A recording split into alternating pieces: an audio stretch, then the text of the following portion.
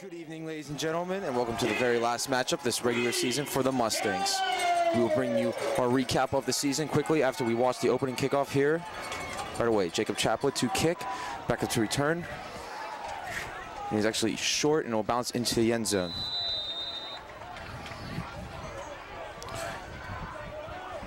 As we said, this is the last game of the year. The Mustangs we started off as a very, very, very good season. 0-4, 4-0, my apologies, one of the best starts in Mustang history. They then proceeded to lose 3 of their next 4 games. Kind of disappointing stretch. They lost to Kiski, McKeesport, and Penn Trafford in that stretch. And then now if they win tonight, they will go to the playoffs. Of course, a no-win loss against Penn Trafford will also put the Mustangs in the playoffs. Latrobe, meanwhile, has not won a game this year. They are under first-year head coach for Latrobe, and as we see the quarterback step in, he will hand it off.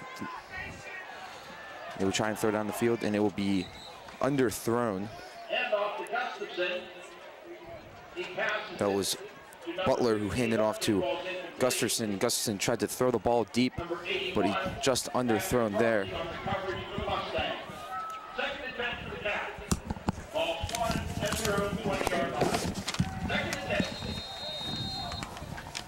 Second down and 7. I will be joined here tonight. Second down and 10, my apologies. I'll be joined here tonight, of course, by cameraman Dylan Fantone, my brother Nolan Carney, Noah Frederick. We see the handoff up here up the middle. He'll get hit behind the line. That was number 4, Craig Stevens. Good to hand him off. Nick Pampina coming in, the big loss in the play. Again, we'd like to say I'm joined tonight by Dylan Fantone, Nolan Carney, Noah Frederick, and TV1 teacher, Mr. Todd LaVarse. Third down and 11 now. 11:25 remaining in the first quarter.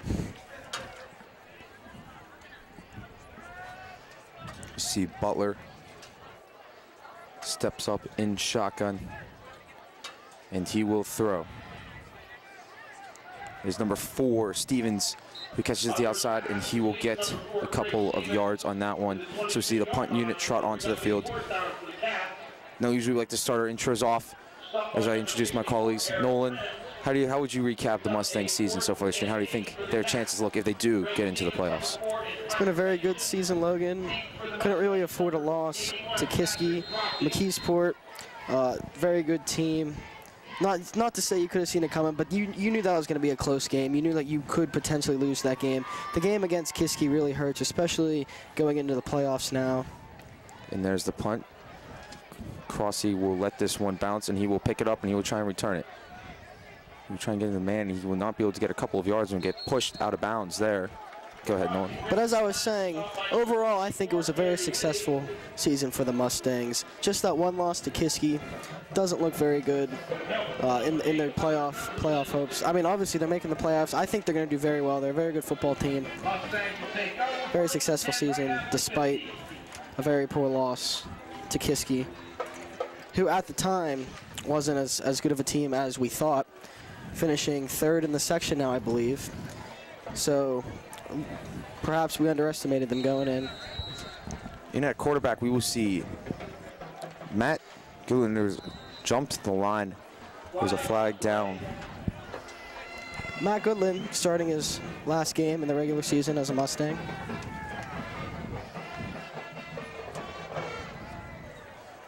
He's right. Actually, brings up a 1st and 5. Wildcat, 45-yard line. 1st and 5 for the Mustangs. So we see 1st down and 5 as the Wildcats jump the line a little bit early there. So that will move the Mustangs up. Actually, in at quarterback, we thought it was Matt Goodland. It was actually 21, Michael Anderson. Mr. Crossy, 81. So we were high up here. Tough to see. He'll throw down to Kevin Brown, and Kevin Brown will run up the sideline, and he will get knocked out of bounds at about the 27-yard line.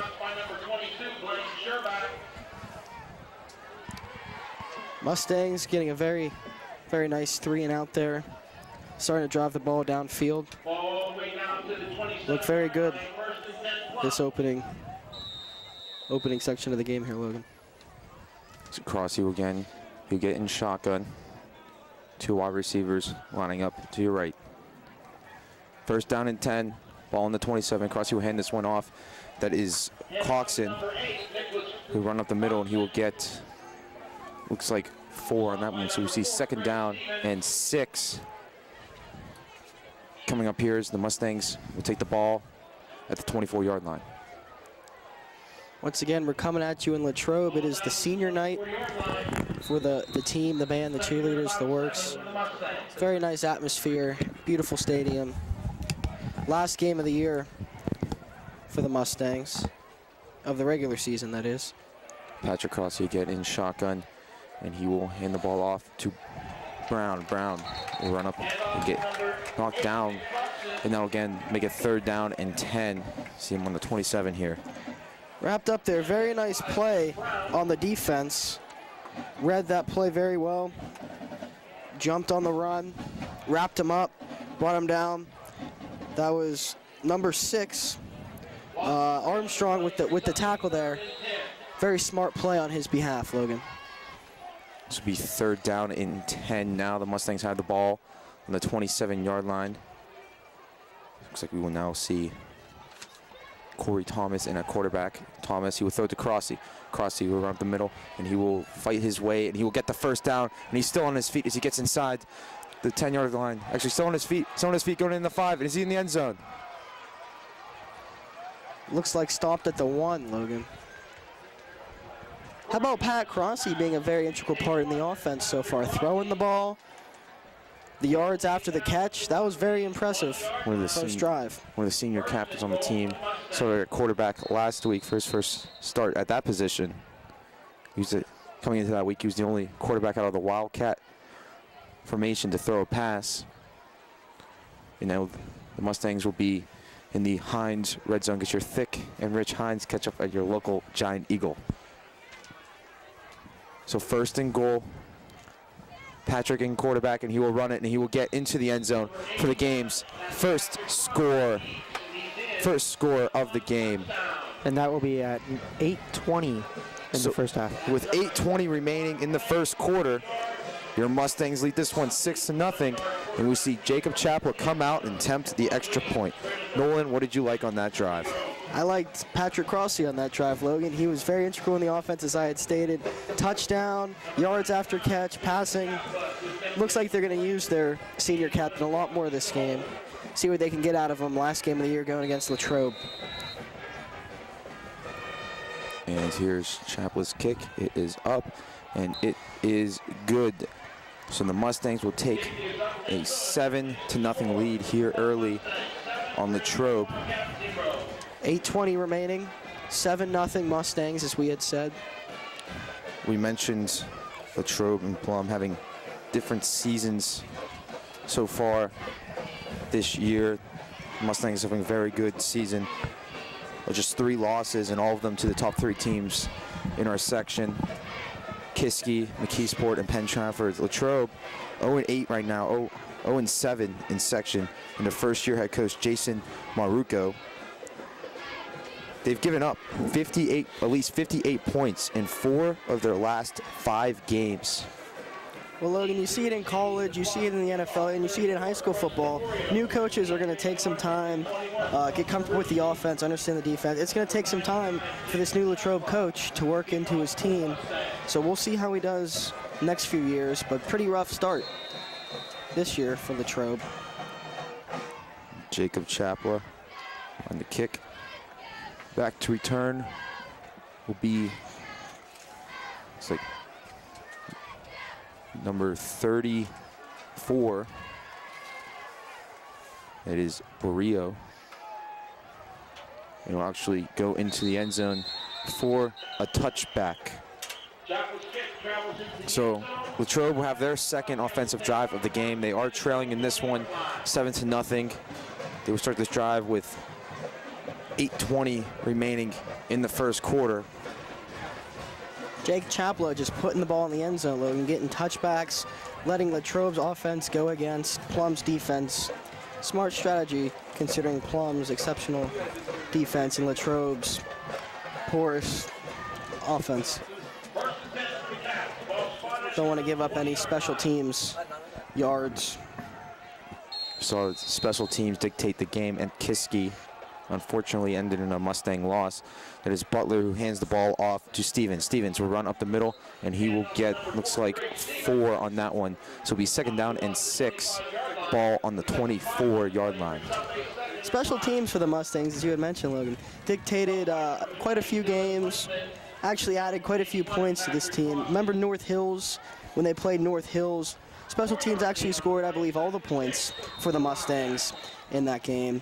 Very impressive kick return, field goal, and that's all they needed to overcome North Hills. So Butler will receive the play, and the Wildcats will trot to the line for 2nd down and 6. Butler, he's under center.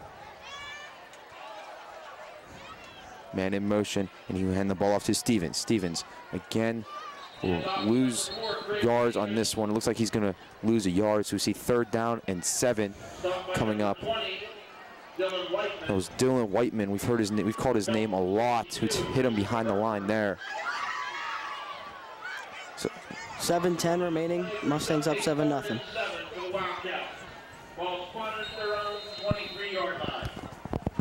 Mustangs lining up for this 3rd and 7. Gotta think pass here. Couldn't agree more, Nolan, as we see Butler in shotgun. Mustangs show blitz, and they will blitz 5. He throws a short pass to number 6, Armstrong, who will get hit, and that will not be quite enough for the 1st down. At number 8, Gustafson coming over the center, Logan. Looks like if he could have hit him, maybe got a 1st down. Looks like a little bit of a missed look by the quarterback. Did not get the 1st down. Punt unit comes on. Patrick Crossy back to return.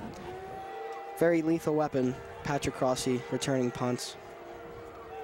In the punt will be Stevens, and there's a low snap, and it will roll all the way back inside the 10-yard line. He will get the punt off miraculously, and that one will bounce past the 50 and get touchdown at the Mustang 46-yard line. And what a great play there by Stevens to get the punt off after it looked like it might have rolled back into the end zone for 2 points for the Mustangs. Something I love about broadcasting high school football is that you see lots of special teams, especially a lot more than college, a lot more than NFL. Special teams play a big part in the outcome of the game in high school football, and I think that's very exciting. Every single play, anything can happen, keeps you on your toes. We see Crossy again at quarterback. He's in shotgun. 4 receivers out, and there's a flag on the play. It looked like the Latrobe lineman jumped a little bit too early, and this looks like it's going to move the Mustangs up 5 yards. Now, that punt, guys, that kind of reminded me of the Michigan and Michigan State game when the guy dropped the punt and tried punting it afterwards. This, Of course, we all know how that game Yeah. ended. Very disappointing for the Michigan, Harbaugh yeah. there. Their fans going home very upset. see 1st down and 5, ball on the 49-yard line, Latrobe 49-yard line. And it'll be the handoff is number 44, Nicholas Corlisano, who runs and gets the 1st down and gets tackled at the 39-yard line. So it'll be 1st and 10, ball on the 39 line with how much remaining, Dylan? There is 5:56 remaining in the 1st quarter. We talked about last week how Dylan is our silent hero here. He will be reading the times off to us as we up here in the box cannot see them, unfortunately. Crossy in shotgun, man motions to the other side. He will hand the ball off to Carlisano. Carlisano will run up. He will keep on going. He ran into his own pile before getting 5. Looks like 4 on that one. So you see 2nd down and 6. Ball on the 35-yard line. And there's a player down for Latrobe. That is number 52, Florido. Looks like his knees hurt, his leg, Logan.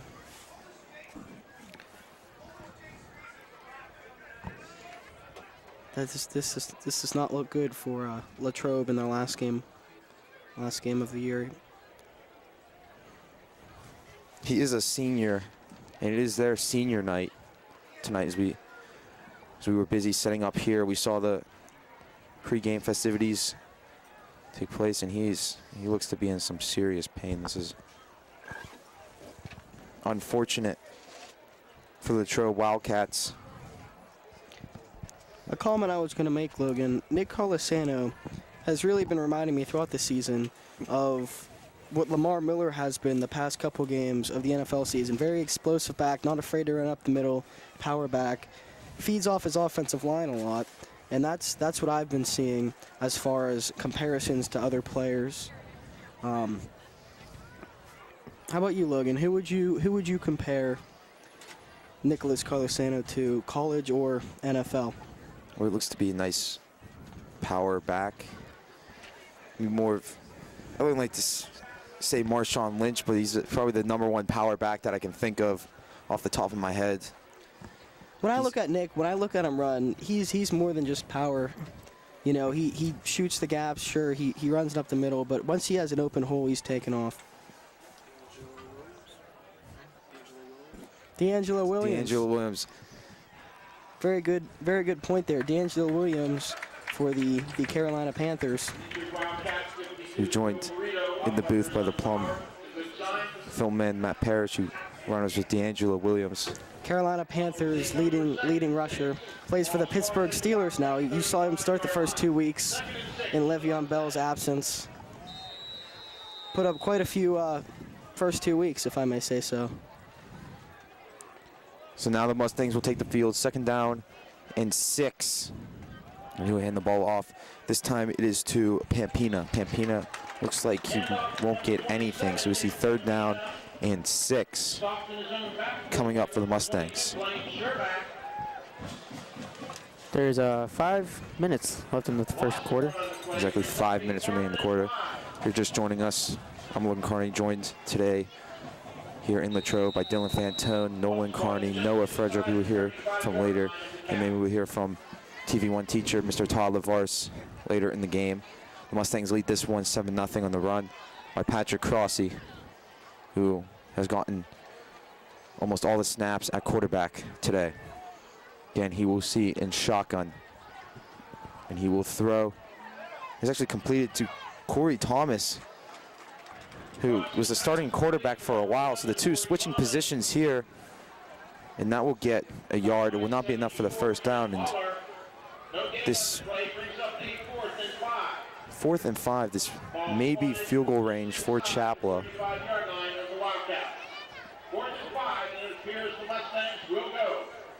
Mustangs offense pouring out in the field. They're going to go for this, try to get ahead early, jump on Latrobe. Ball at the 35, 34-yard line.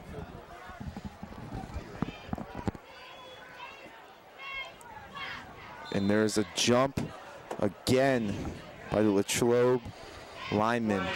The 3rd call against them. The same exact thing, encroachment.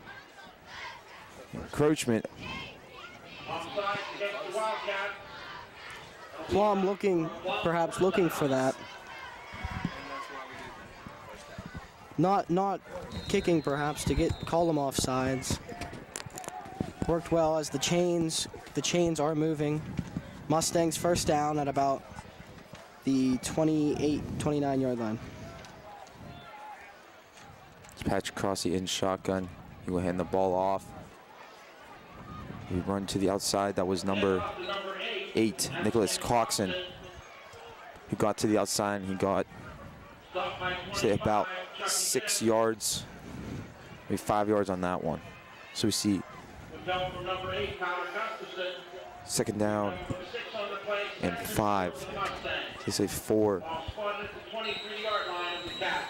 3 minutes remaining in the first quarter.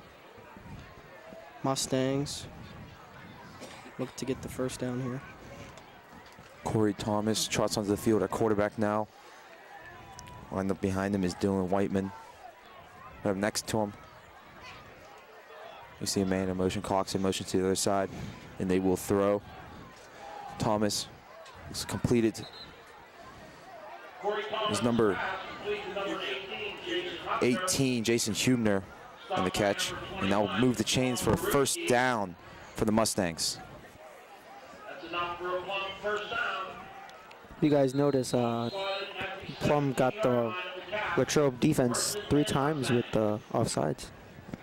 Or false start. Or not, no, it wouldn't be false start. Encroachment. Encroachment. My bad.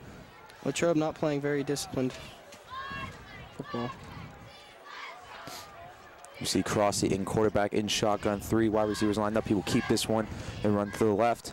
And he will get Number 81, Patrick Crossy on the keeper. nice gain there. Looks like Stopped by 26, Sam Carroll. 6 yards 22, Blaine Sherback. on that one. Picked up of about 5 on the play, brings up a 2nd and 5. Patrick Announced Crossy. 5, but it looks like 6 up here.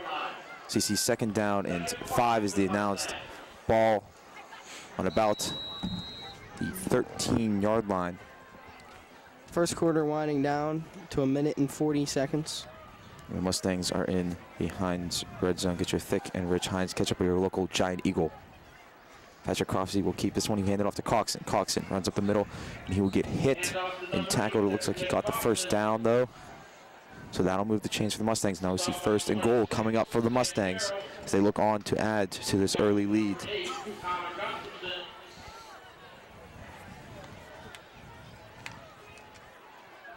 Also assisting number 25, Chuck Bibb. Ball at about the 12-yard line.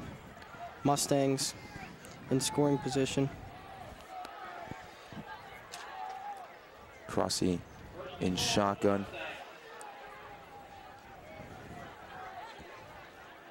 Whiteman motions to the left, and Crossy will keep. He will run up the middle, and he will get into the end zone for his 2nd touchdown of the day, and the Mustangs' 2nd touchdown of the day. So with 1 minute. 1 minute and 4 seconds. 1 minute and 4 seconds remaining in the first quarter, the Mustangs now lead this one 13-0. Likely 14-0 with Jacob Chaplet trotting onto the field to attempt the extra point.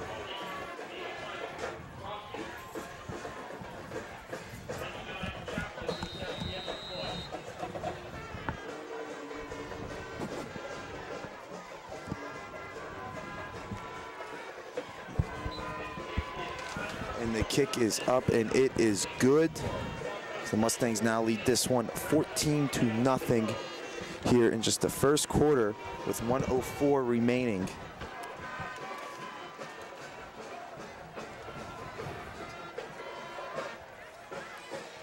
Now, how did you guys feel on that drive? Nolan, I'll start with you. Well, we saw Pat Crossy, very important in the first drive, Logan. They stuck with that in the second drive.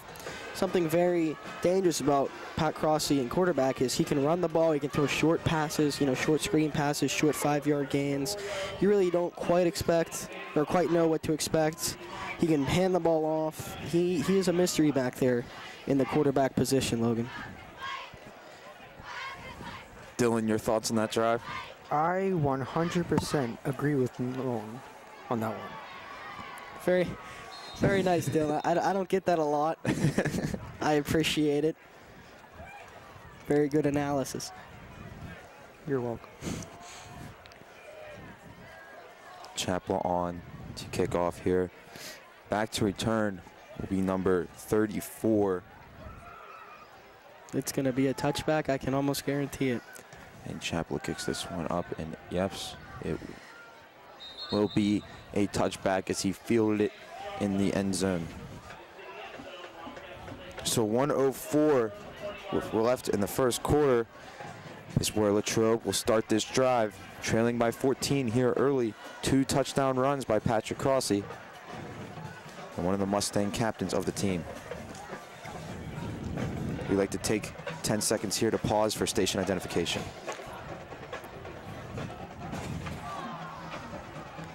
Comcast, Channel 23, Verizon, Channel 30. You're watching your flagship home for Plum Mustang Sports, an affiliate of Plum TV, the Plum Mustangs Sports Network.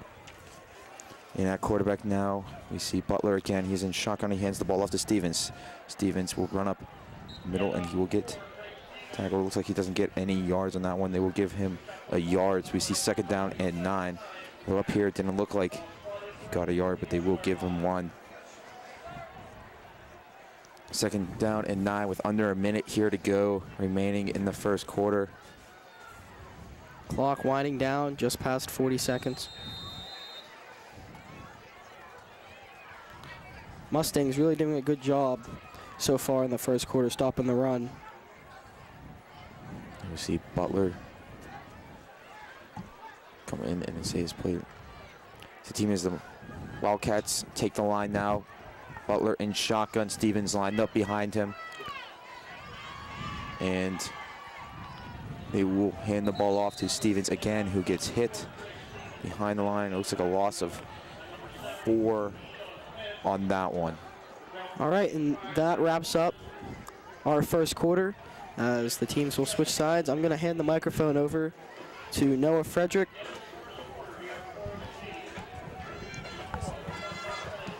Thank you for joining us, Noah. You were able to watch the game. What are your thoughts on the first quarter so far from the Mustangs? So far, I just feel like they're playing real sound football, and they're capitalizing off the opportunities that the Wildcats have given them, especially the fact that they're not necessarily as disciplined as the Mustangs. They committed a few offsides penalties the Mustangs really took advantage of, and they're really driving the ball down the field and scoring on the ground, which I feel like the Mustangs are very good at doing, and they should continue to do all game.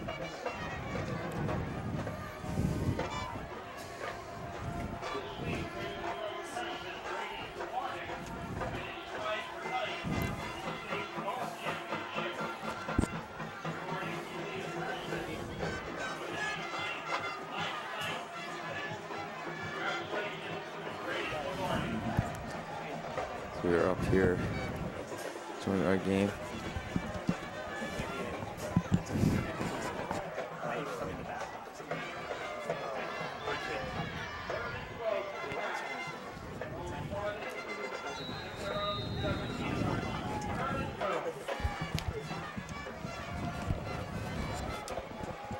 Looks like we will see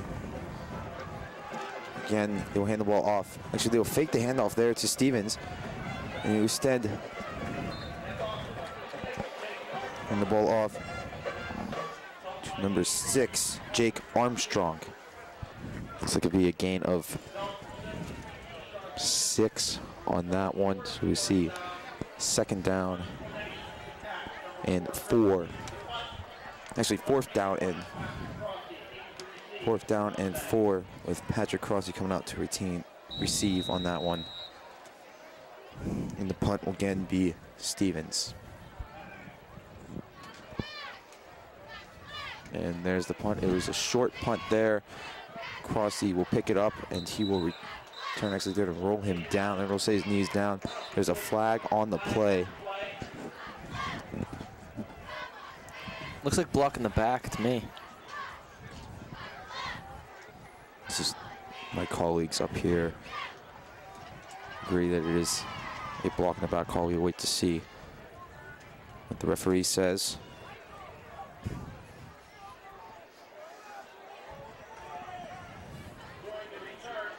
It is indeed a block in the back call on the Mustangs, so that will back them up 10 yards from the spot of the foul.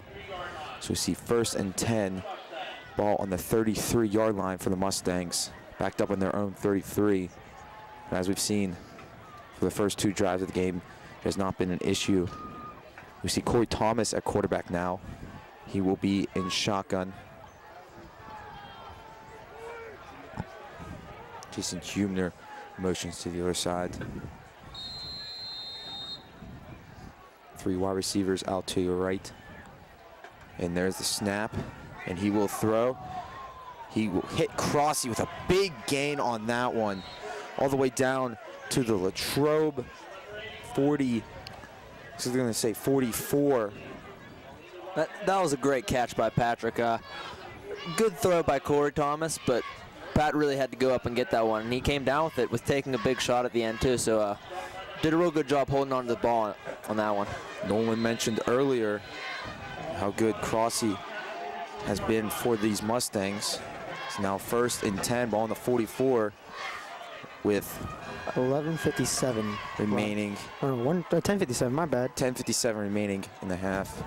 Corey Thomas will throw, and he will throw right into the hands of the Latrobe defender. Looked like the receiver just didn't look back quick enough, and ball dropped right into the defender's hands. That was number 21, Todd Garuski, who intercepted that one right into the hands, right over the intended receiver, Patrick Crossy. And now Latrobe will start their drive, 1st and 10 on their own 29-yard line.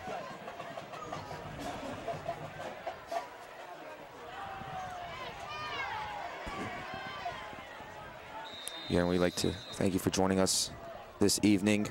Whenever you're watching us, of course, it is Friday night here, but you'll be watching it sometime during next week. I'm joined in the booth.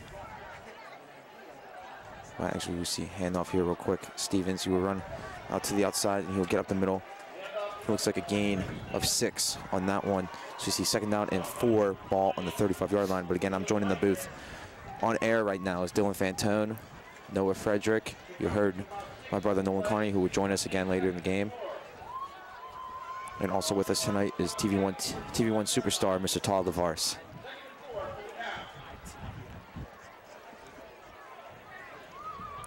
I'd like to. This is a very good time for our question of the day. And guys, football season hopefully will extend into next week. Well, likely will extend into next week. But basketball season is just on the corner, so we have a quick basketball question. Last year on December 30th, Plum and Latrobe played each other, both were leading their section in a basketball tournament. What was the name of the tournament? It was December 30th. The Mustangs won that one, as we see Stevens running outside, and Hurdle, a Mustang defender. See, Hurdle's Patrick Crossy. We saw a player of North Hills get called on the exact same thing. This is a very dangerous play. It's a nice play, but it is illegal. We saw a player from North Hills get called on that. They will not call it here.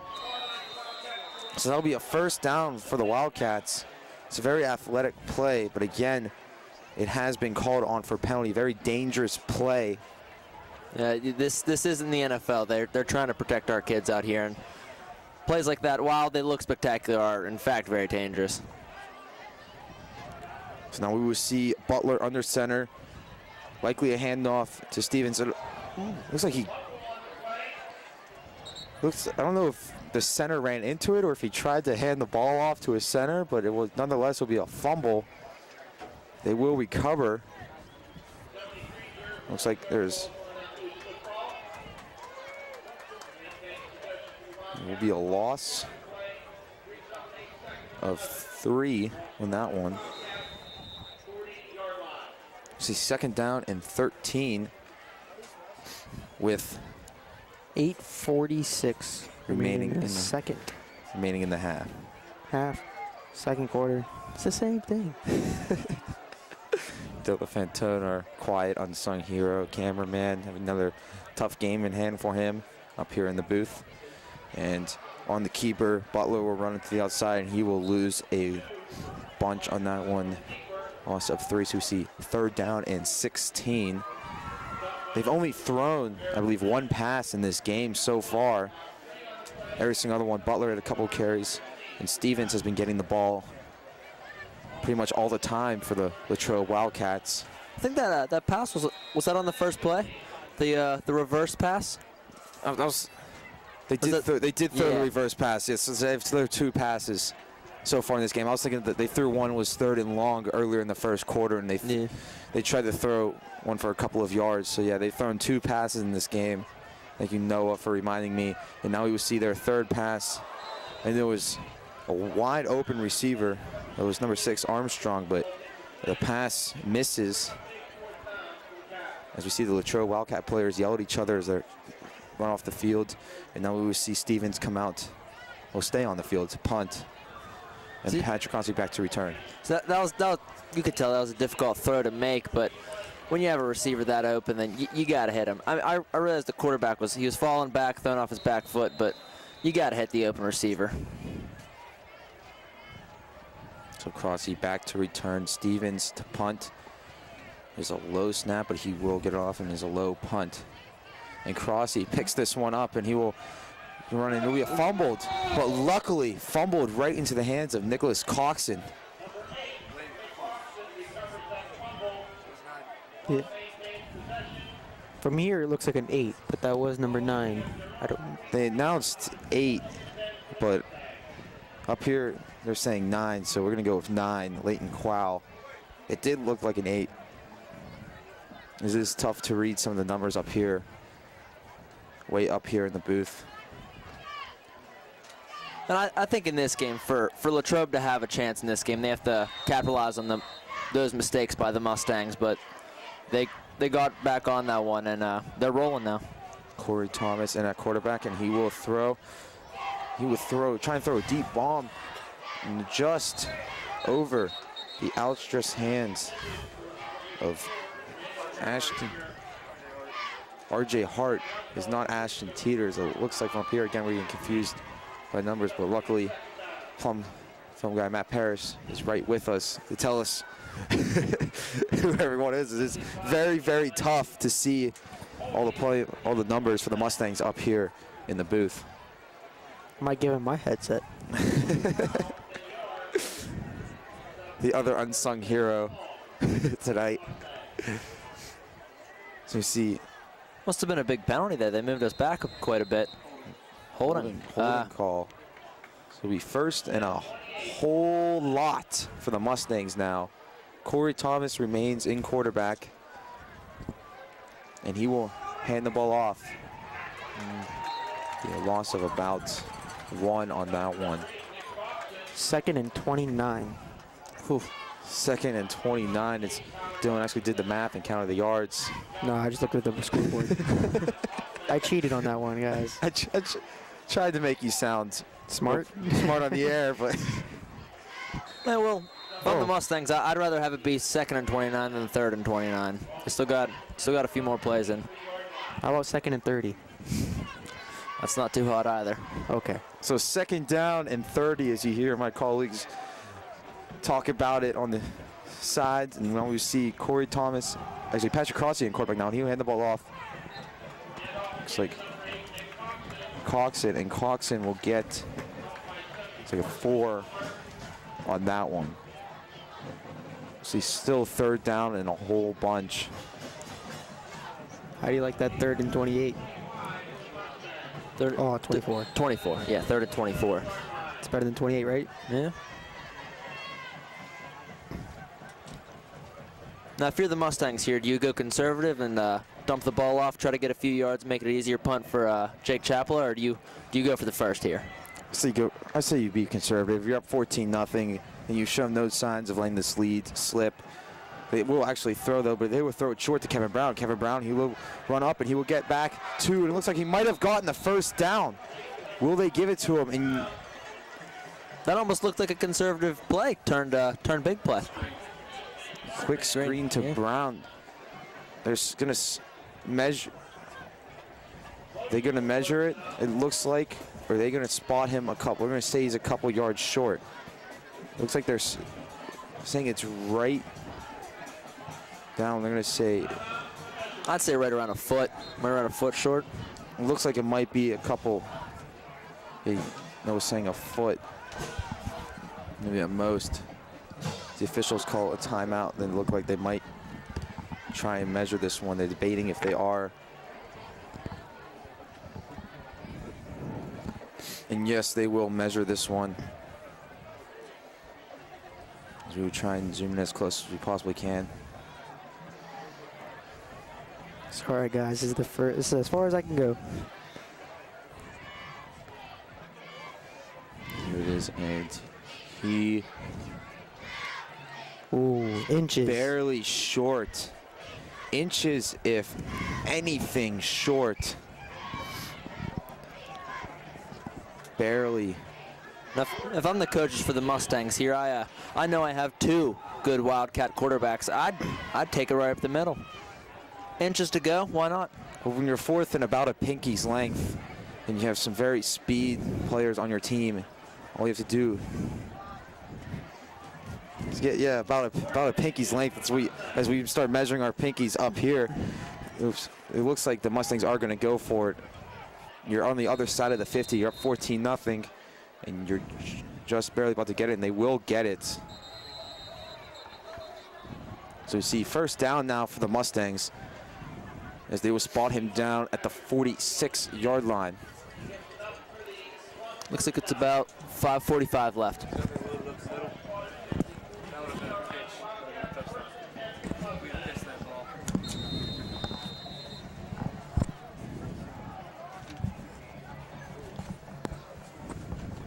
So we see in shotgun now is Crossy, and he will hand the ball off. That is number 44.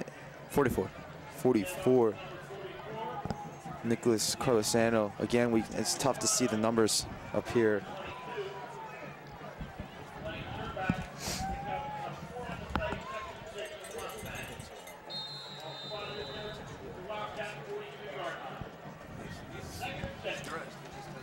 Other than the Mustangs here, mostly they're driving the ball down the field, running the ball, but they're trying to waste some clock. So I think they're going to keep it on the ground.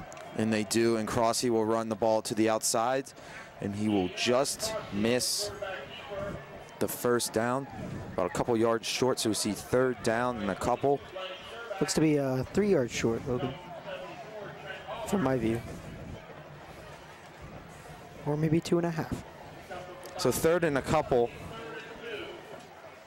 Yes, they will say 3rd and 2 with 4:30 exact left in the half. 4:30 exactly, as you heard our unsung hero Dylan Fantone say that over his microphone.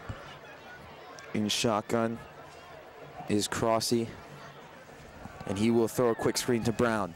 Brown will shake off another man, and he will get the first down and try and fight his way for a couple more.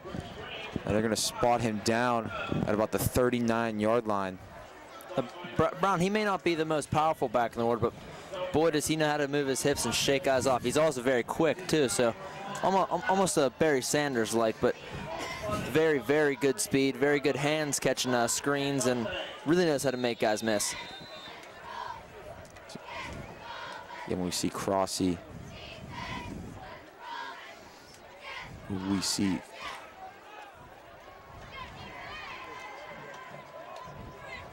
our quarterback again is Patrick Crossy. He's been getting 90% of the snaps. We saw a little bit of Corey Thomas. He threw an interception during his time in. And Crossy, on the keeper, will run his way and get hit hard by the Latrobe defenseman. But nonetheless, he will get 5 yards on that one. We'll see second down and 5. So we'll roll him down at the 29-yard line.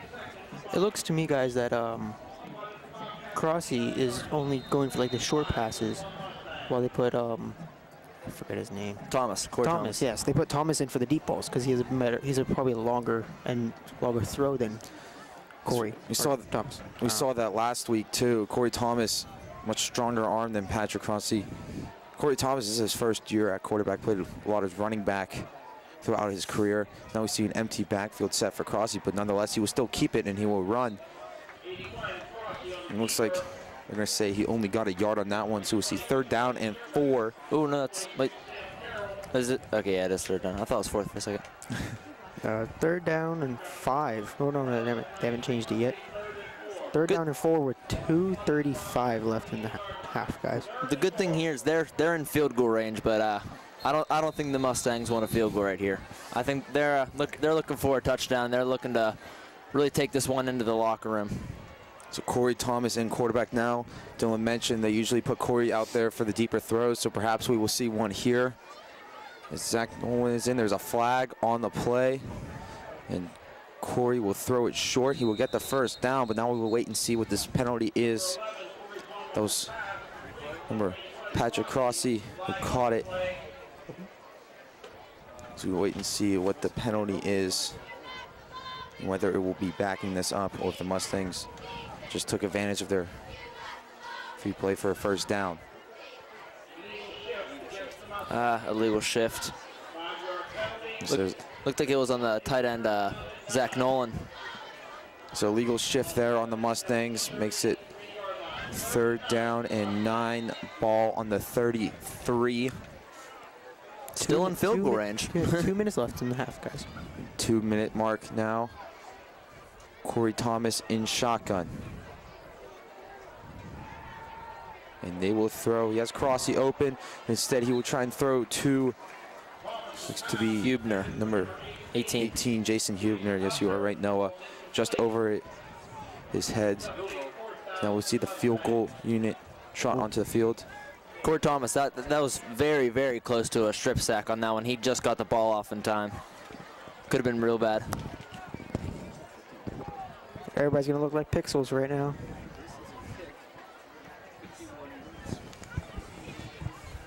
$51, you said? 51? Oh, 40. So 51-yard kick here for Jacob Chapla. And there's the kick. It is Short.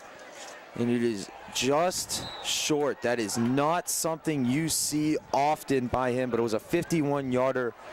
And I can't think of any, at least high school players that could make that much of a kick. Of course, he holds the school record for the longest field goal ever by the Mustangs. And now we will see Latrobe take the ball. What is his high school career? Is it 51? It's 51, yeah. His longest is 51. It looked like a little bit of a high snap, maybe Crossy bobbled it a little bit, maybe not have got the laces completely out, but you usually see Jake Chapla make that kick, which is surprising for any real kicker to consistently make 51-yarders. It's impressive. That's not one he usually misses. I could be wrong, but I think that's only the second one he's attempted in his career besides the one that he's made. I could be wrong on that one. Usually has the leg for it, at least. He usually has the leg for all of his kicks. If he misses them, usually it's to the wide right or the wide left. As we see Stevens get the handoff there, and he will run to the outside, try and make his way around as he ran right out of was the design play call, and he will get a couple more. So we see 2nd down and 8. Again, You continue. as the Mustangs look to hold on to this lead, we would like to invite you to join us next week, wherever we may be, for the playoff game that the Mustangs will be in for the 2nd consecutive year. And it's a great way for Matt Morgan to develop this football program into one of the best in their section. They will finish they'll finish 4th if they do win this game, or if Norton loses to PT. Kiski 3rd, McKeesport 2nd, Penn Trafford 1st. See the handoff to Stevens. And now, guys, I could be wrong, but I think Stevens has gotten every single one of the handoffs so far in this game. Saw a couple keepers, but I don't think any other running back has gotten any carries. Yeah, I don't think so. He's done relatively well with the ball. I mean, it might not look like that on the stat sheet because the offensive line is they're taking a beating from this Mustang defensive line, but he's been shedding some tacklers, and if he gets into the open field, if he gets past that line, I feel like he could do some damage. Plum takes a timeout here with 51 seconds left in the clock, guys, for the half. So 51 seconds left. Sorry, a little technical difficulties there. Little 51 seconds left. Be 3rd down. Looks to be 7. Am I right, Dylan? Dylan's nodding his head right. And I am. 3rd down and 7 with 51 seconds remaining in the half. The Mustangs take a timeout. They have 2 remaining. Latrobe has 3, but they are unlikely to try and drive. They're trailing 14-0 on 2 runs by Patrick Crossy into the end zone. They're most likely just going to try to run the ball, waste one of the Mustangs' timeouts instead of trying to go deep and give the Mustangs an opportunity to score after the punt or pending punt. But they actually will throw. And the quarterback will slip. Butler slips. And that will cost them a lot. The clock will keep on ticking as we see another timeout called by the Mustangs as they will try and get another score here. Now, it will spot him down at the 11-yard line. You see the punt unit trot onto the field. Craig Stevens, the running back, who's gotten pretty much every single carry so far, will be on the punt. 44.1 seconds left. The Mustangs, after this punt, maybe looking at around 30 seconds comfortably to drive the ball down the field, get another score going into the half, or going into the locker room. Yeah. 4th and 19, guys. That was a very big loss for Latrobe. Yeah, 12 yards, I think it was. It's a big sack. Yeah. This is grass field. If you guys haven't noticed, this is a grass field. It's not turf, so it's a lot easier to slip because they are might slap out for you. Interesting to bring that up because they are actually resodding it over the offseason. $10,000 project that they are getting new turf put in here at this old field. This is in fairly good condition for the type of field it is. And a high punt there, and Crossy will return this one, and he will get to the outsides, and he will run and get tackled down at about the 18-yard line. So already they're in field goal range. Let's see how much better they can for the Mustangs. 32.7. You were close. Yep. So 32.7.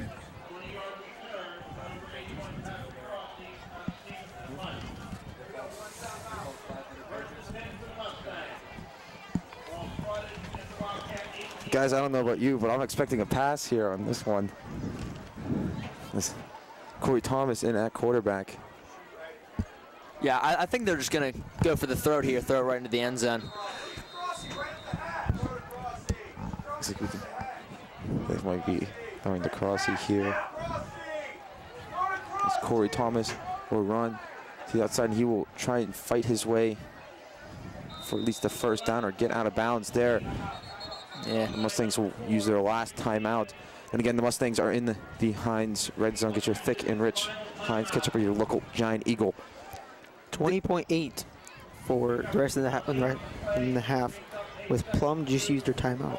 Yeah, it was a good gain by Corey Thomas, definitely, but forcing the Mustangs to take their final timeout will really hurt them just in the next 20 seconds, because if they happen to throw a pass that doesn't get in the end zone, they're going to have to run up and spike the ball quick to either get another playoff or try to set up for a field goal.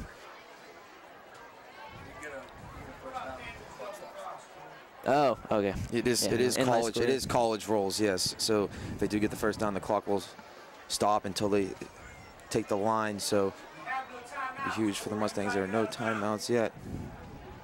Can we close?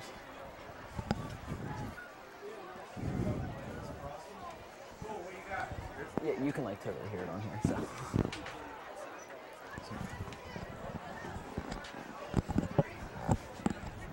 And again, we will be in shotgun. Corey Thomas in quarterback.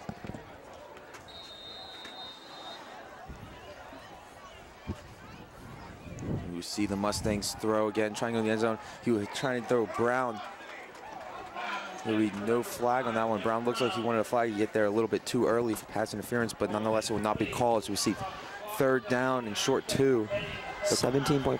17.5, you heard Dylan say, remaining in the half. Mustangs lead this one 14-0 on 2 runs by Patrick Crossy. He's having a great game so far. Corey Thomas will again be in at quarterback. Mustangs looks like they'll be their last chance if they want to get into the end zone here. And they will try and throw. And he will have Crossy wide open for his 3rd score of the day, and the Mustangs' 3rd touchdown of the day. So the Mustangs lead this one with under 10 seconds, I believe, remaining. 14 in the half. 14 seconds. 14 seconds, actually misjudged that one. But 14 seconds remaining in the half. They're leading this one 20-0, likely 21 as we see Jacob Chapla coming on to attempt the extra point. And what a great first half by Patrick Crossy so far. Wouldn't you agree, Noah? Oh, I would. I mean, running the ball, passing the ball. Even he had a few passes. Just really being showing a lot of leadership in this offense. Really, wherever he is on the field. He's played pretty much his entire career as a receiver, but he's really come in the past few weeks and really performed as a quarterback. So with 14 seconds remaining in the half. The Mustangs lead this one 21-0 on the 3 scores by Crossy, 2 receiving. Actually, 2 rushing, 1 receiving. You saw the receiving one there. Again, we'd like to invite you to stay joined with us as we see both halftime performances by the marching bands.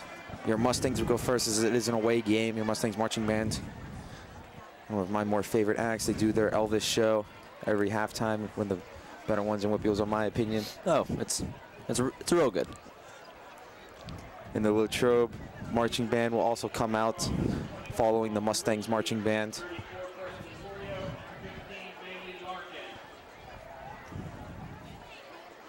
And we will bring you our halftime analysis of the game. We will try and get stats from our stat guys down below us.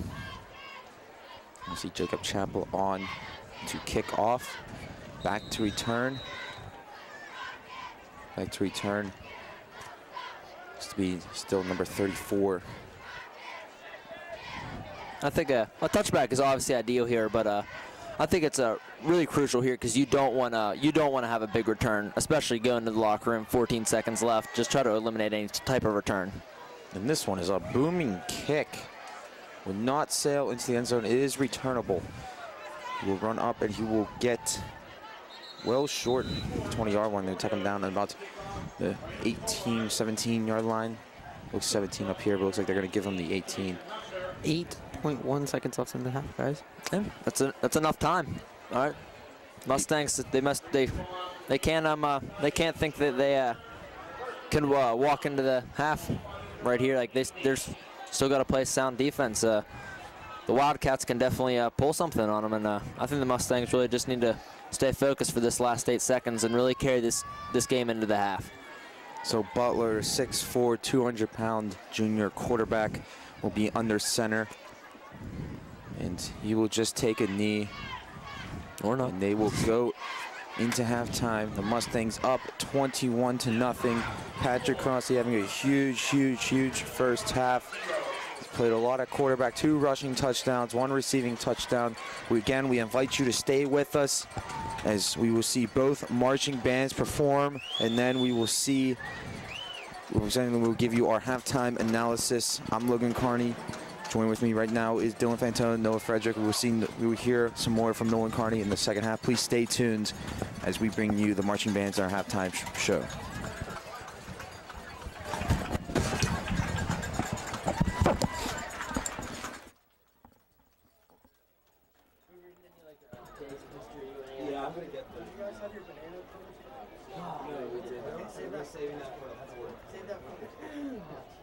It was 1904. I gotta find the guy's name. Dylan, were you in conversation? You did. I want to jump in on it. You guys go for it. So where is my phone?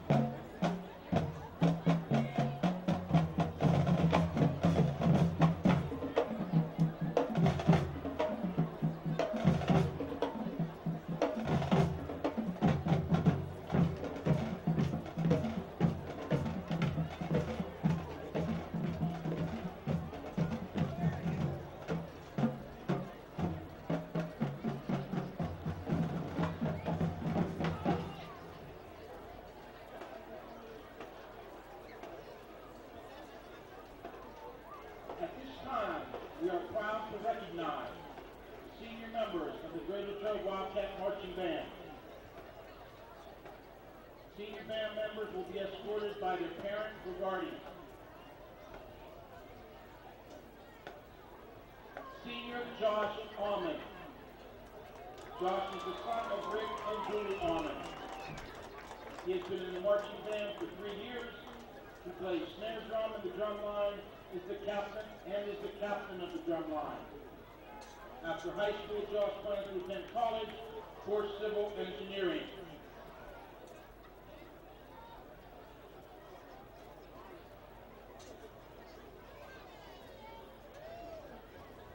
Ladies and gentlemen, senior Josh Almond.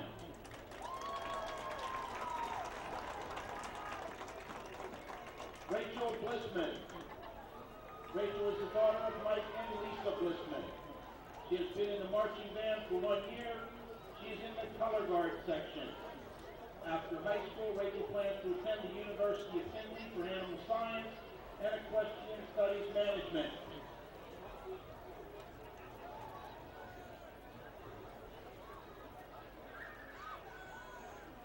Ladies and gentlemen, Rachel Blissman.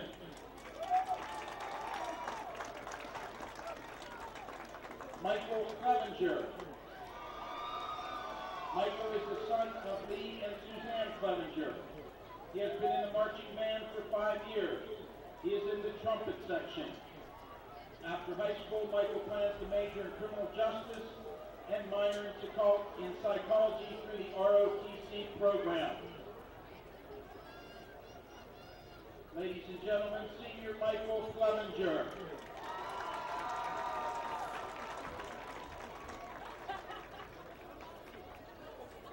Rebecca Costello, the daughter of Joe and Adele Costello. She has been in the marching band for 4 years. She is in the color guard section.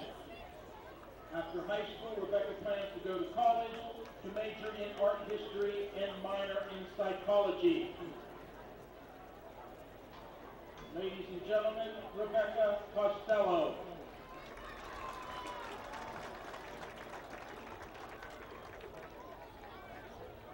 Laura Daigle.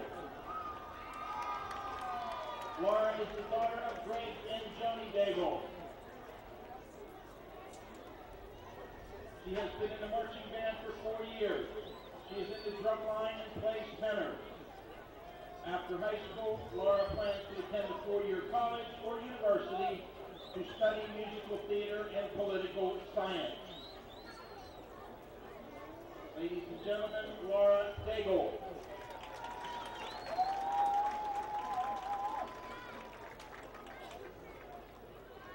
Skylar Daly. Skylar is the daughter of Jamie and Chris Cook. She has been in the marching band for 4 years. She is in the flute section and captain of the flute section. After high school, Skylar plans to attend a 4-year college. Ladies and gentlemen, Skylar Daly.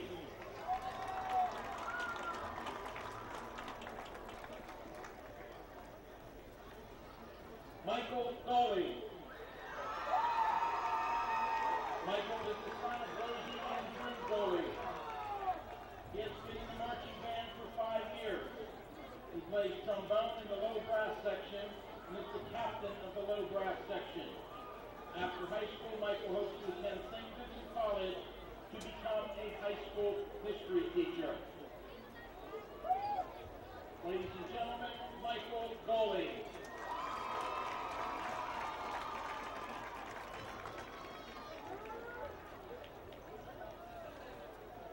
Gabrielle Evancho. Gabrielle is the daughter of John and Dawn Evancho. She has been in the marching band for 3 years. She is the silk captain of the color guard. After high school, Gabrielle plans to attend college and earn a degree in biomedical sciences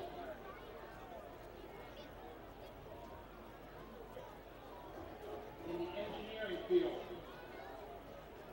Ladies and gentlemen, Gabrielle Evancho.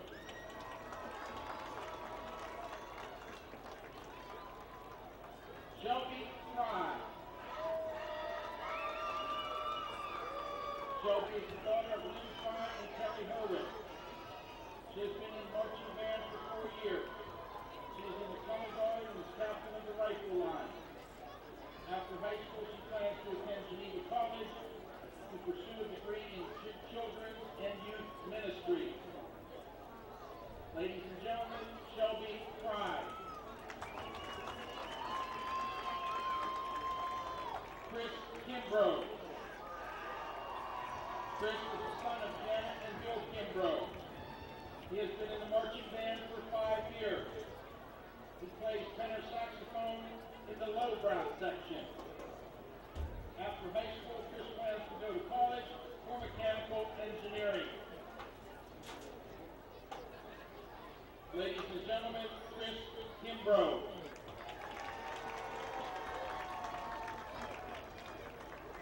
Michelle Condren. Michelle is the daughter of Chris and Janet. She has been in the marching band for 4 years. She is in the trumpet section and has been the music librarian for the past 3 years. After high school, Michelle plans to attend a 5-year college to become a pediatric physician assistant. Ladies and gentlemen, Michelle Condren.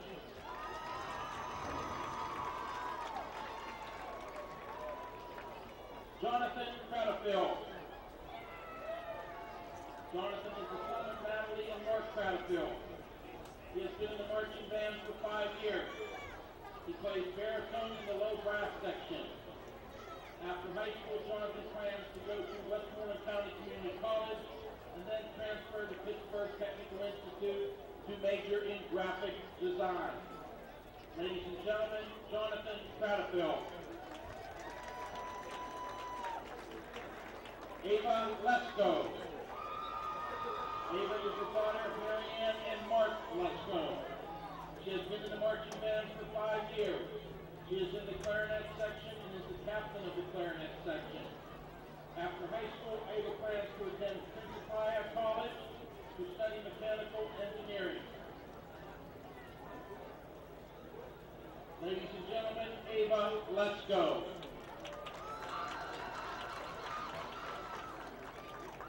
Gabrielle Matthews. Gabrielle is the daughter of Amy Matthews. She has been in the marching band for 5 years. She's in the flute section. After high school, Gabrielle plans to pursue a career in aeronautical engineering and study at Purdue University in Indiana. Ladies and gentlemen, Gabrielle Matthews.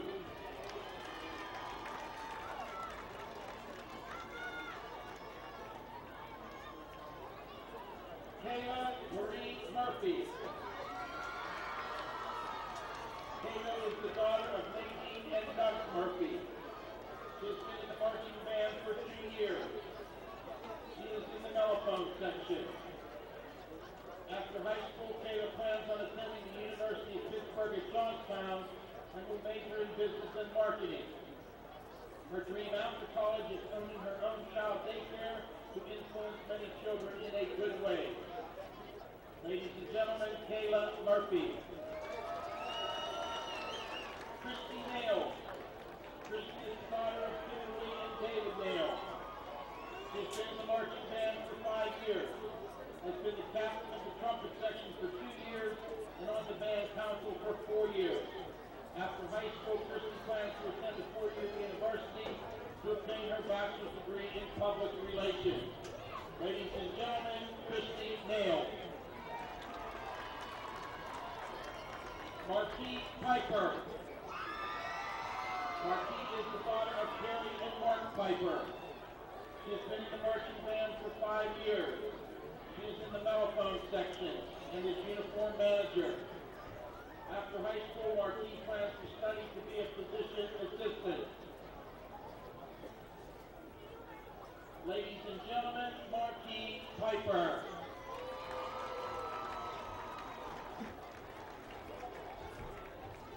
Hannah Pritchard.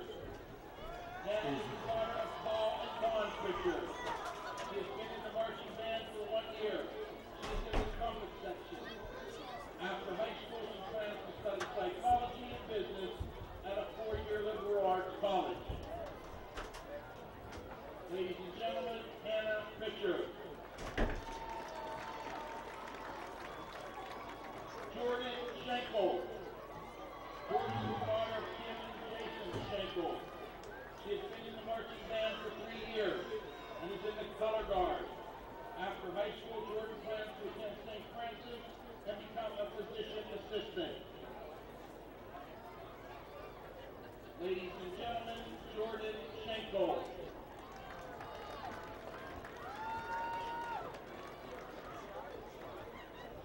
Luke Schreiber. Luke is the son of Edward and Amy Schreiber. He is a lettered member of the high school marching band drumline, participating all 5 years.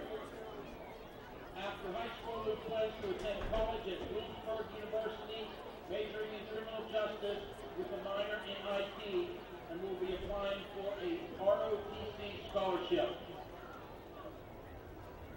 Ladies and gentlemen, Luke Schreiber.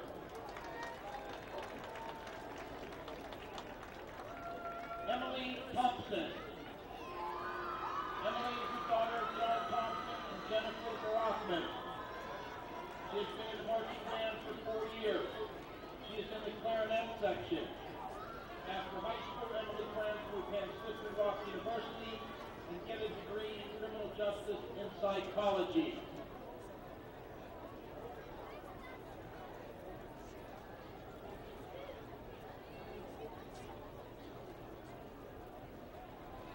Ladies and gentlemen, senior Emily Thompson.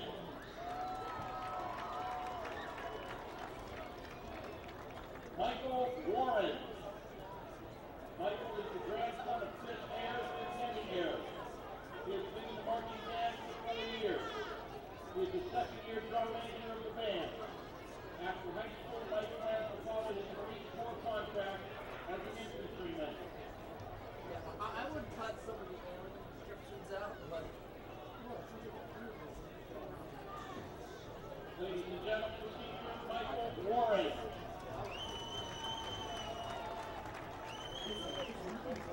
Sarah Wise.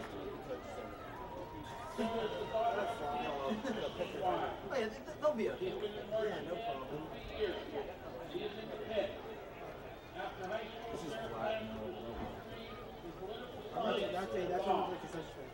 You guys know who you're going to be playing in the playoffs yet? Or? Any trash? In a North Alligator, Ladies and gentlemen, senior Sarah Yeah, Wise. and Hey, it's good. You know what a haka is? What? You know what a haka is? No. Like those Samoan war dances? This is Okay. you know what I'm talking about? Yeah. David Wilson. David is the There's son a of Paul high school and in Jerry Hawaii Wilson. called He has Kapuku been in High the School. marching band And for all the 5 years. Hawaiians have their own He things. is in the They're percussion Samoan. section. And After high school, has David a plans to attend haka. college for robotics engineering. And each one is unique to our school. Yeah. Well, one of the students at the high school like DJs, and he turned their haka into. Ladies and gentlemen, senior David Wilson. One of their students. I heard the band. Yeah, I know.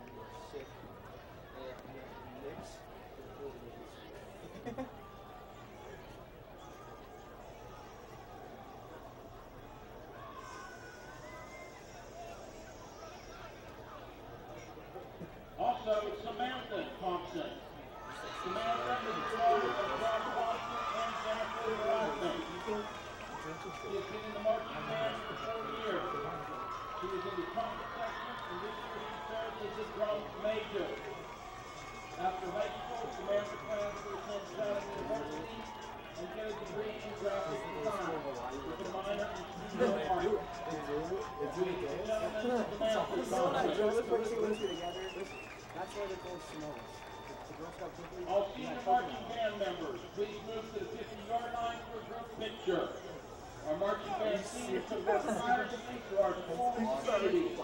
Marching band is about you. We wish you all the best. I said, I put two together. Please They're join called me in giving Samoas. up a final congratulations to the class of 2016 Latrobe High School marching band seniors. Congratulations, seniors. This is the actual dance. They just didn't watch it. They have to because they're like, it's 10 things they do on film. This is good right here.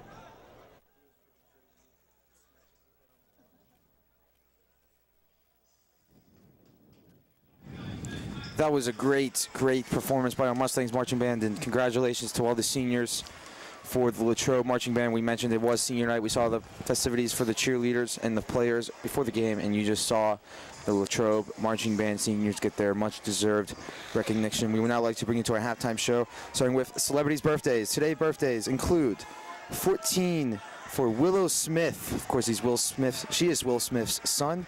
My daughter, my apologies again. I don't know why I keep saying that, but she is Will Smith's daughter, and she is also a singer. 47 years old, Vanilla Ice, famous rapper. Born in 1451, Christopher Columbus. He's a very famous explorer. Maybe you guys have heard of him. Nah, I don't think I did. He passed away in 1506. Rob Schneider turns 51 today, the actor, very famous actor in a lot of Adam Sandler movies. 53 for these two, Larry Mullen Jr., the U2 band drummer, and 53 for Peter Jackson, the director of some of the greatest movies that you ever be able to watch, the Lord of the Rings trilogy, and of course the Hobbit trilogy as well. This day in history, 1945, the U.S. ended their shoe rationing after World War II, of course. 1986, NBC airs the 100th episode of Cheers. In 2008, the Philadelphia Phillies won their first World Series since 1980, and in 1938, there's a little bit of Martian mayhem, as my brother Nolan Carney would like to elaborate on that one. Yes, Logan, this is one of my favorite stories about American media. 1938, a man by the name of H.G. Wells unintentionally fooled Americans into believing that the fate of the world was in jeopardy at the hand of Martian invaders. The story starts in the prime time of radio, but most Americans in the country would tune into his broadcast. He had planned on making a fictitious play about alien invasions. He announced that this stunt was called War of the Worlds. He explained that this stunt was fictitious, but most of his listeners were too fixed on the television program Charlie McCarthy at the time and did not notice this. During his broadcast of an orchestra, he stopped the music for a breaking message. He said that there was a dangerous movement on Mars. Americans panicked. He then mentioned that aliens had touched down on the Earth. Good heavens, he declares. Something's wriggling out of the shadows like a gray snake. They look like tentacles to me. It's large as a bear. It glistens like wet leather, he says. But that face, ladies and gentlemen, it's indescribable. The eyes are black and gleam like a serpent. The mouth is kind of V-shaped with saliva dripping from his rimless lips that seem to quiver and pulsate. Americans went into a panic over this. Over 1 million American listeners attempted to leave their cities, highways jammed, and riots very, very nearly started. Wells immediately went on air to apologize for the confusion. Realizing that they were fooled, many Americans became angry with Wells. Wells feared for his career, thinking he would not be able to find work after this, but immediately was hired by Hollywood studios. In 1941, he produced what is considered one of the greatest American films ever made, Citizen Kane. Certainly an interesting day in history, Logan, as far as American media and American film is concerned. Rosebud. If anybody remembers the famous line from Citizen Kane, is one of the better movies, one of the more famous movies in cinema history, one of the ones that stand the test of time. War of the Worlds, of course, would go on to inspire a great novel and later a very successful movie starring Tom Cruise at the helm. There was more to his quote describing the aliens, Logan, but due to time restrictions, we had to cut it out. But he fooled many Americans that day into thinking that the War of the Worlds was happening. Lots of even military officials were fooled. Called to action, many plans, many Air Force plans dealing with aliens. I don't know if you remember in the 1940s, they thought that aliens were invading as well. Planes flew over, I believe, in Nevada. And America went into a bit of a panic then as well. So they had devised a plan on that very day, 1938, to... Yeah, and this is a good Halloween Eve story You might well. You might have heard our colleague Noah Frederick over the mic, who is not on the mic right now. What did you say? What did you say, Noah? I feel like it's a very fitting Halloween Eve story, talking about aliens and Martians and creepy stories such as that. Very interesting, by the way, Nolan. Thank you. I actually knew quite a bit about. Like I said, that's one of my favorite stories about American media, and I'm glad that I can tell everybody on this format about it. Interesting thought. Maybe back then it was the way that well-celebrated Halloween was telling this fake story, and the whole way he created was specifically for Halloween Eve. So funny that Noah bring that fact up. And to kick off now for Latrobe, the first time that they will be able to kick off. It is not Stevens, who has been punting a lot for them. As we saw, it will be number 35. Actually, sorry, he's not listed on our roster up here in the booth. But number 35 to kick off. It is not Stevens. Stevens has punted, and he has pretty much ran the ball, the entire Latrobe offense for them. And the kick is off. Patrick Crossley, of course, back to return. Actually, this would not be caught by Patrick, be caught by Brown. Brown, he runs on to the outside, and he will go into the middle, and he crosses the 40. Down across the 50, he's going down. He's inside the Latrobe yard line. He's going to the 30, the 20. He has one man left. It is the kicker, and he will run to the 5-yard line and get knocked out of bounds at about the 2-yard line. Kevin Brown. What a return by Kevin Brown. We've seen Patrick Crossley do that. We have not seen Brown do it, and he will get all the way to the 2-yard line. And the Mustangs, right off the bat, will look to extend this lead to 28 here early in the second half. Don't you just love broadcasting the Mustangs, Logan? Every single play, something can happen. As I mentioned earlier in the first quarter, special team plays aren't just kickoffs. They're not just punts. Something can happen out of these special teams plays that we have seen so far this year. Of course, it is interesting that we usually see that from Crossley. This time it will be Brown with a 98. Actually, not a 98, but a huge, huge return. And there's a jump on the line. Looks like it will be another penalty, the fourth one on that D line for Latrobe. Another offsides call there. Excuse me, a little hiccup by our equipment there. Because a little quick pause, but nonetheless, there'll be the D line with their fourth offsides call against them. And that will be half the distance of the goal, so now it'll be 1st and 1. Ball on the 1 with Patrick Crossley in at quarterback. I expect a keeper here. Actually, he handed the ball off this time to Coxon. Coxon will run into the end zone for a touchdown. So with 11:43 remaining in the third quarter, the Mustangs on just one play after that big kickoff return by Brown, put him at the 2-yard line, extend this lead to 27-0, and they look to make it 28-0 here on the extra point attempt by Jacob Chapla.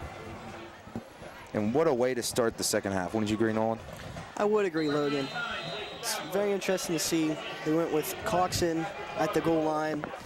He is most likely going to be a goal line option throughout the playoffs, and he's only a junior as well. So it's only uphill for Nick Coxon next year in his senior year. More experience, more talent. So as you can see now on your screen, it is 28-0 for the Mustangs with 11:43 remaining in the third quarter.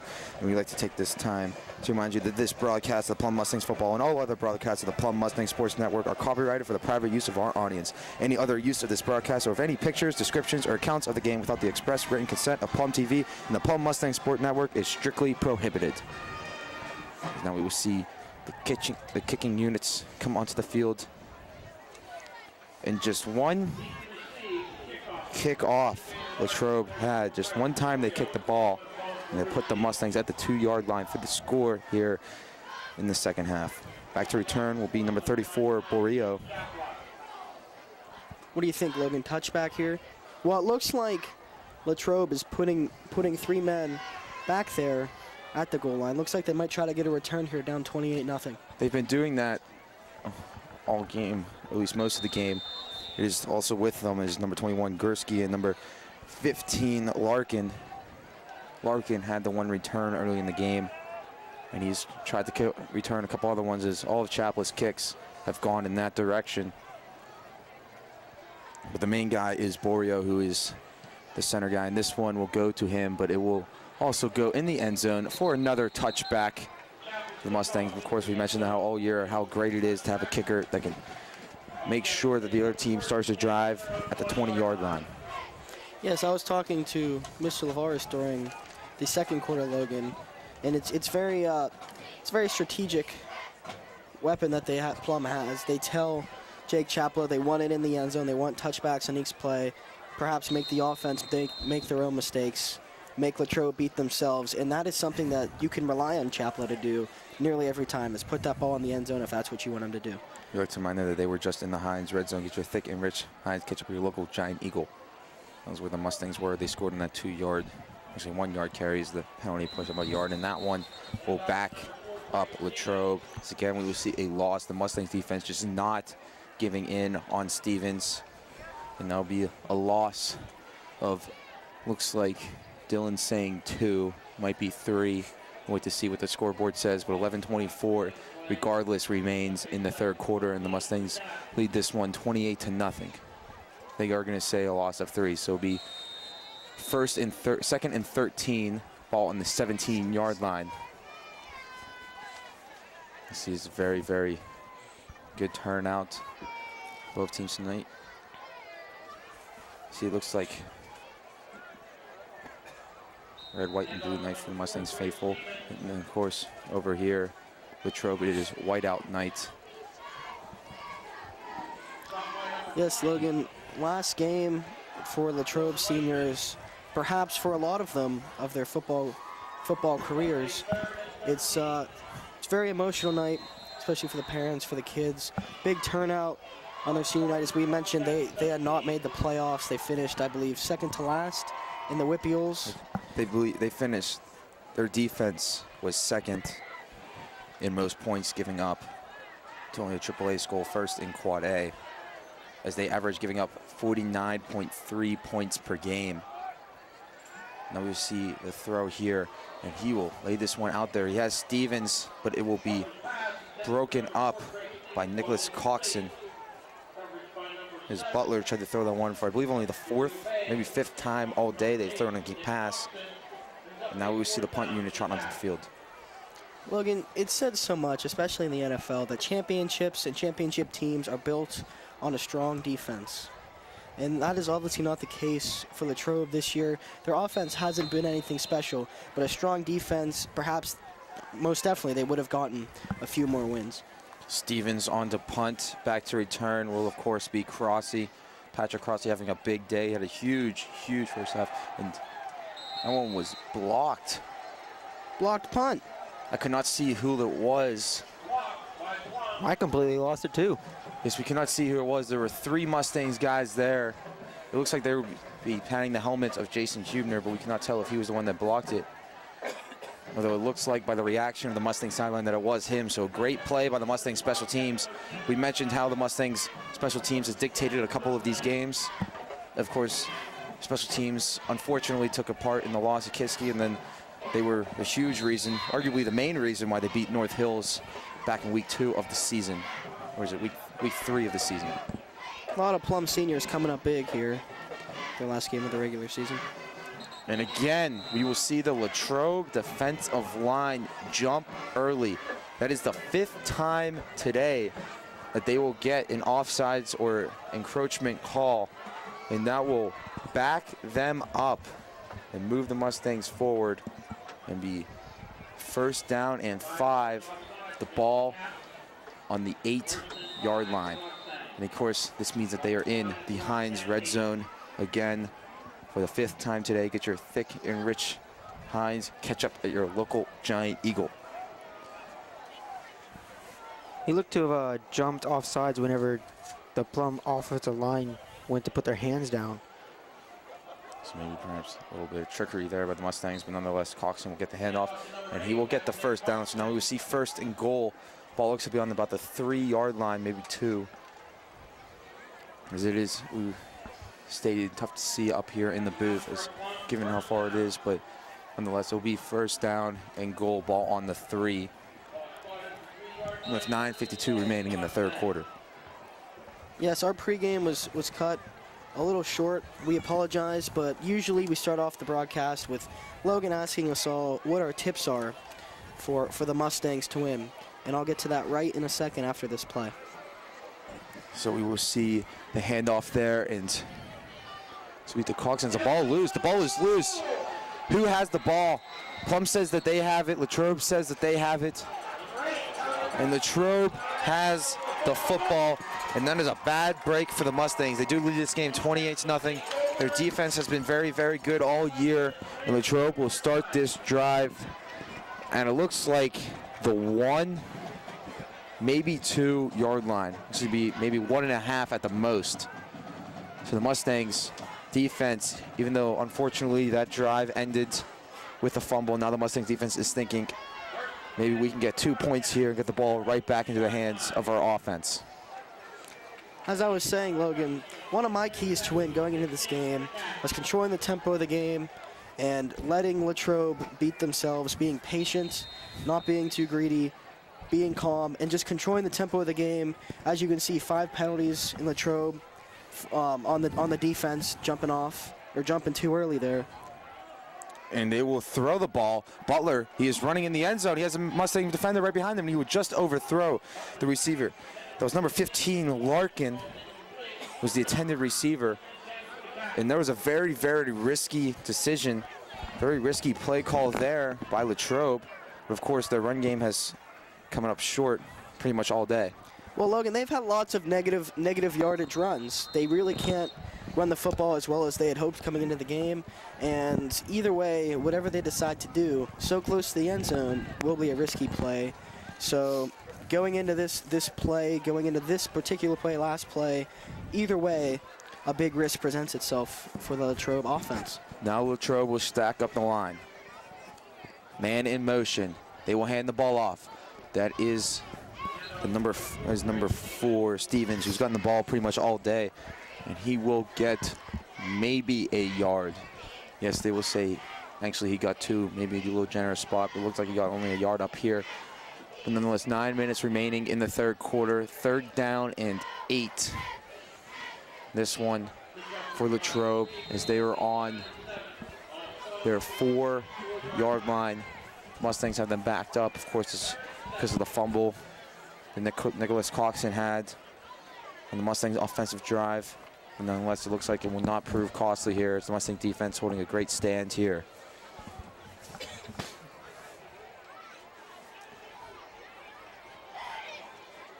And they will hand the ball off to Stevens again, not risking a safety. And he'll obviously not be enough for the first down. So now we see the punt units trot onto the field, and the Mustangs offense will get the ball back here with Patrick Crossley back to the return, and Stevens will remain on the field to punt. We don't have the statistics up here right now, but it would be an interesting statistic to see how many negative yards and how many negative yardage plays Latrobe's offense has had, being so far back in the end zone, risking a safety. Very tough spot for Latrobe that last drive. And of course, the Mustangs' last offensive drive sought to block punt. Of course, that one would not be blocked there, and Crossley will return. He will try and return it to the middle, but he will be greeted by about 3 Latrobe defensemen. And there's a flag on the play. We wait to see which one it is, although unfortunately it looks like it might be backing the Mustangs up a bit.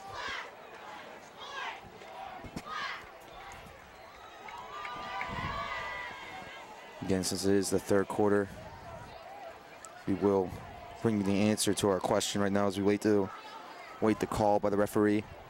The question was, since basketball season will be starting soon, last year on December 30th, Plum beat Latrobe in a huge basketball tournament. What was that particular tournament? and it was the Battle of the Counties. That's the name of the tournament that took place at Penn Hills. Latrobe and Plum both went into that game 7-2, both first in their section, and Plum would end up beating Latrobe. I believe the score was 69-62 on 25 points by star player James Edwards. Patrick Crossy in a quarterback. He is in shotgun, and he will throw. He will try and throw deep to Brown. Brown's got that one, and he's going down. He gets inside the 10, and he'll get tripped up at about the 5-yard line. But nonetheless, he will stumble to the 2-yard line, and that is a huge, huge play. And once again, Kevin Brown puts them back at the 2-yard line with 7:31 remaining in the third quarter. And that means your Plum Mustangs are back in your Heinz red zone. Get your thick and rich Heinz ketchup at your local Giant Eagle. Very exciting watching Crossy have such a good game, because you're going into a playoff game next week, and sorry about that.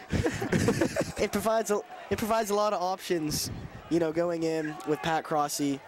You see that he can throw the ball, and this time he will hand the ball off.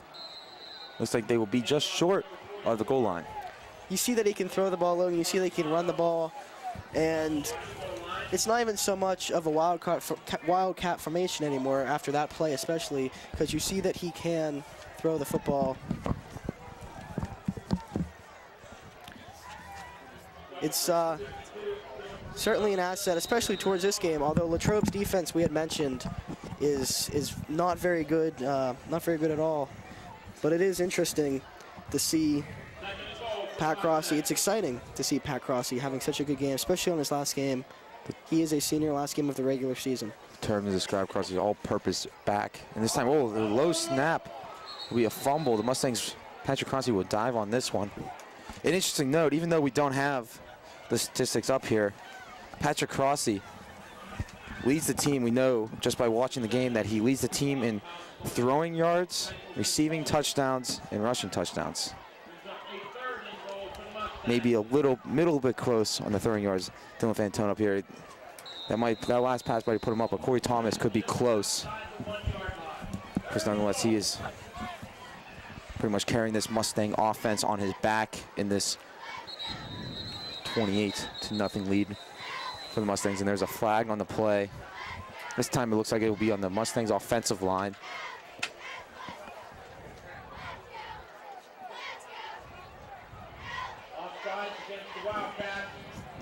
No. It will be offsides on the Latrobe again. This is the 6th offsides or encroachment penalty called on Latrobe. Their defensive line just not good at all. Plum gains a yard. Not disciplined, and the Mustangs gain a yard there, and that yard will put them into the end zone. It was number 27, Nicholas Pampina, who rushes into the end zone.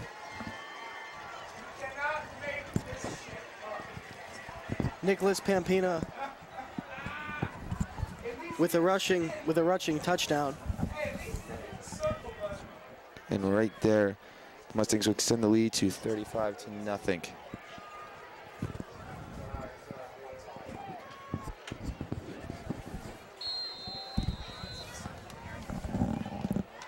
And here's the extra point to make it 35-0.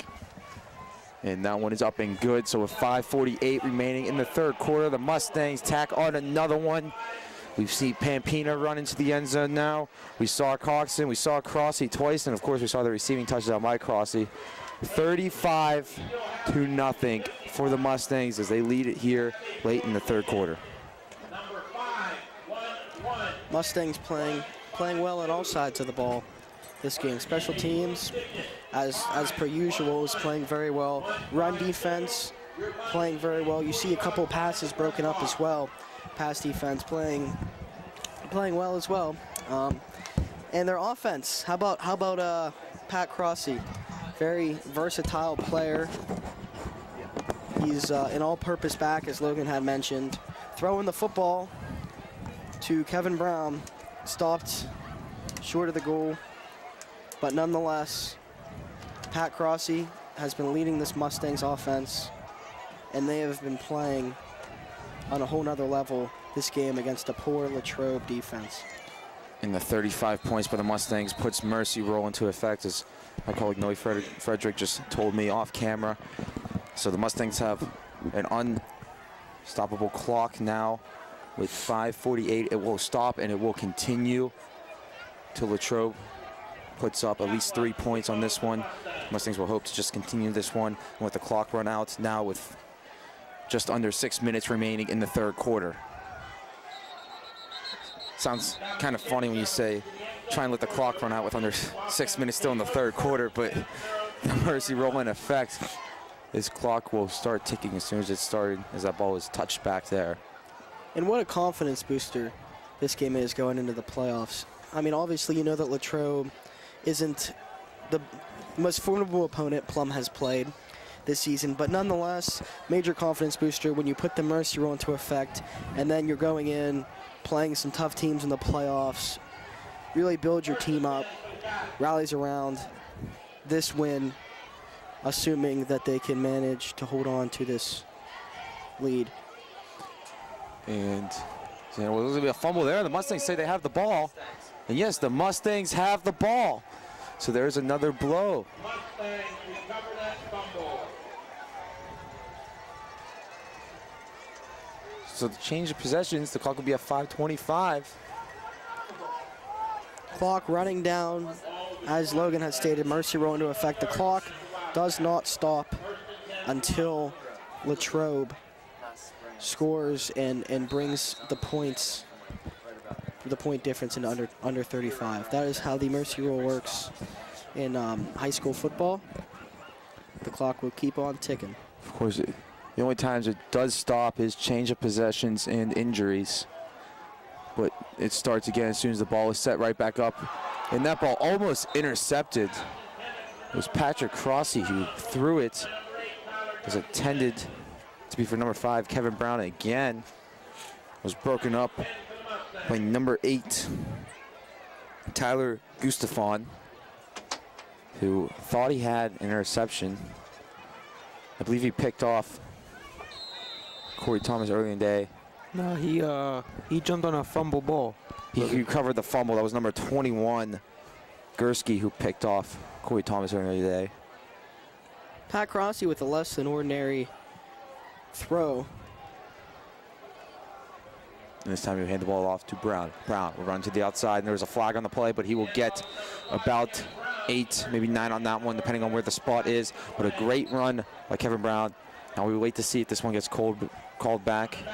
Dylan signaled holding right in front of us. They will say block in the back, and that one will back up the Mustangs a bunch of yards. As I was saying, Pat Crossy, less than an average throwing motion, as I had observed on that last play, on that last throw. He's not the quarterback. He is an option at quarterback, but he is a receiver.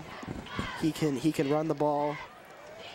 He is great on punt returns as well, but his motion at quarterback little abnormal.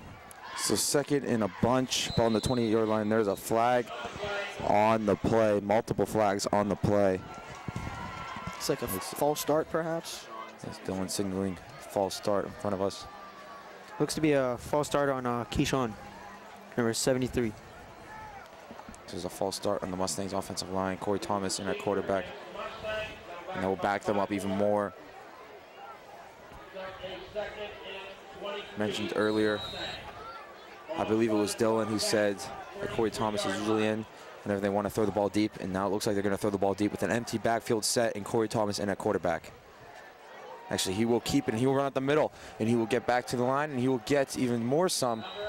And it'll be a couple yards short of the first down. The clock ticking away here, 3:38 remaining in the third quarter. The Mustangs lead this one 35-0. Mercy rule is in effect, so the clock does not stop, only on chain of possession and injuries. Of course, the mercy rule, the Mustangs look to make it a 42-point game and make Latrobe have to get 14 points just to end the mercy rule. Latrobe's defense giving up an average of 49.3 points we've been talking about throughout the game. Now we see 4 wide receivers out. Patrick Cross, I believe, in that quarterback. He will hand the ball off, though, to Coxon. Coxon will run the middle, and he will get the first down. And they're going to spot him down at the 10-yard line. Of course, the Mustangs are now in the Heinz red zone. Get your thick and rich Heinz ketchup at your local Giant Eagle. Looks to be number 52 from Latrobe is coming back into the game. He was injured in the first quarter. It's a very, very good statement by Dylan there.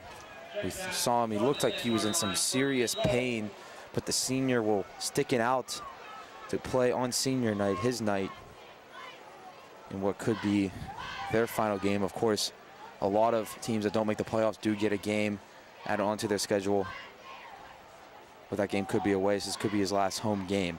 Nicholas Coxon will stumble his way into the end zone on that one for another Mustang touchdown. That's his second of the day. 41-0. Here comes out the field goal unit to trot and hit the extra point. Now extend the lead to 42 if Chapel is able to convert. And what another great drive to the Mustangs. Logan, we didn't really have a senior night for you. This is your second year broadcasting. You've been doing play-by-play all year, doing a very good job, if I may add. Last regular season game covering Plum Mustangs football. You feeling anything special right now with this score being now with that made kick 42-0? How does that make you feel your last regular season game doing play-by-play for the Mustang football team? Well, it feels pretty good, to be honest. The Mustangs making this one very, very easy job for me, being 42. I've having a very fun job as we watch them dominate throughout the game. And it's good to spend it up here with you guys, my brother Nolan Carney, of course, some of my good friends, Noah Frederick and Dylan Fantone. Dylan, one of my soccer teammates, who was there for me on my soccer senior night. Fun fact, my first and last game on varsity for the soccer team. I did retire, unfortunately, 0-1, but still, number 99 will live on. Yes, it will. The hearts of all Mustangs beats Logan Carney, number 99. And the soccer team will miss you next year, Logan. Please come back during the summer, man. Please come back. I will. All right, let's get back to football action. And the kickoff will be Jacob Chapla. Back to return will again be number 4, Borio. 2 minutes and 12 seconds remaining. Clock not ticking because of the touchdown. And there is the kick. And this one will be short of the touchback, and it will be caught. Oh, and the man will slip at the 10-yard line. That was number, to be 24, Freeline, who slips at the 10-yard line. Of course, we saw their quarterback, Butler, slip at the other 10-yard line earlier in the game. And that's, maybe it has something to do with the grass field, but nonetheless, it will help out for the Mustangs here as they will start this drive with Latrobe backed up their own 10-yard line. So here comes Butler, the junior quarterback. Stevens behind them. Stevens getting the ball in almost every single play of the game for Latrobe's offense. And he will get the ball again. And he will run up the middle, and he will get positive yards this time, and he'll get to about the 15-yard line. So the clock is now ticking, a 1:45 remaining in the third quarter. Again, we like to remind you that mercy rule is in effect, so the clock will not stop unless there's an injury or change of possession.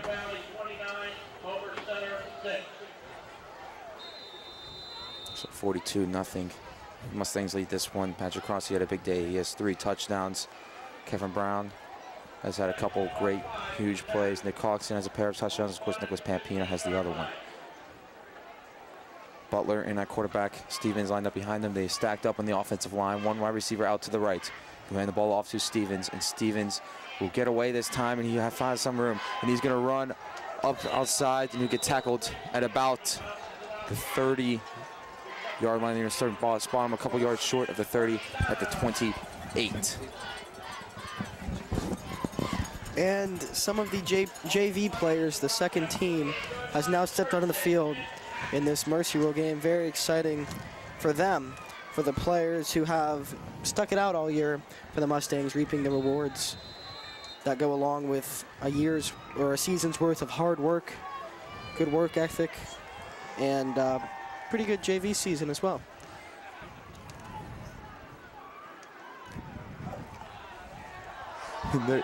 There's a fumble. It's the second time that Latrobe has fumbled. And this will... Looks like Latrobe may have fallen on it. Some players signaling. 15.7 seconds. The clock is stopped as there could be a change of possession, but nonetheless it will start now, and that will be the end of the third quarter. So the last regular season game here for the Mustangs. The Mustangs look like they're going to be heading to the postseason as we go into the last quarter here. They're leading 42-0. Nolan, what are your thoughts on the game so far? Well, Logan, as I said, big confidence booster for this Plum Mustangs football team going into the playoffs. They had a couple rough weeks against PT and against McKeesport, two very good football teams. They're going into the playoffs.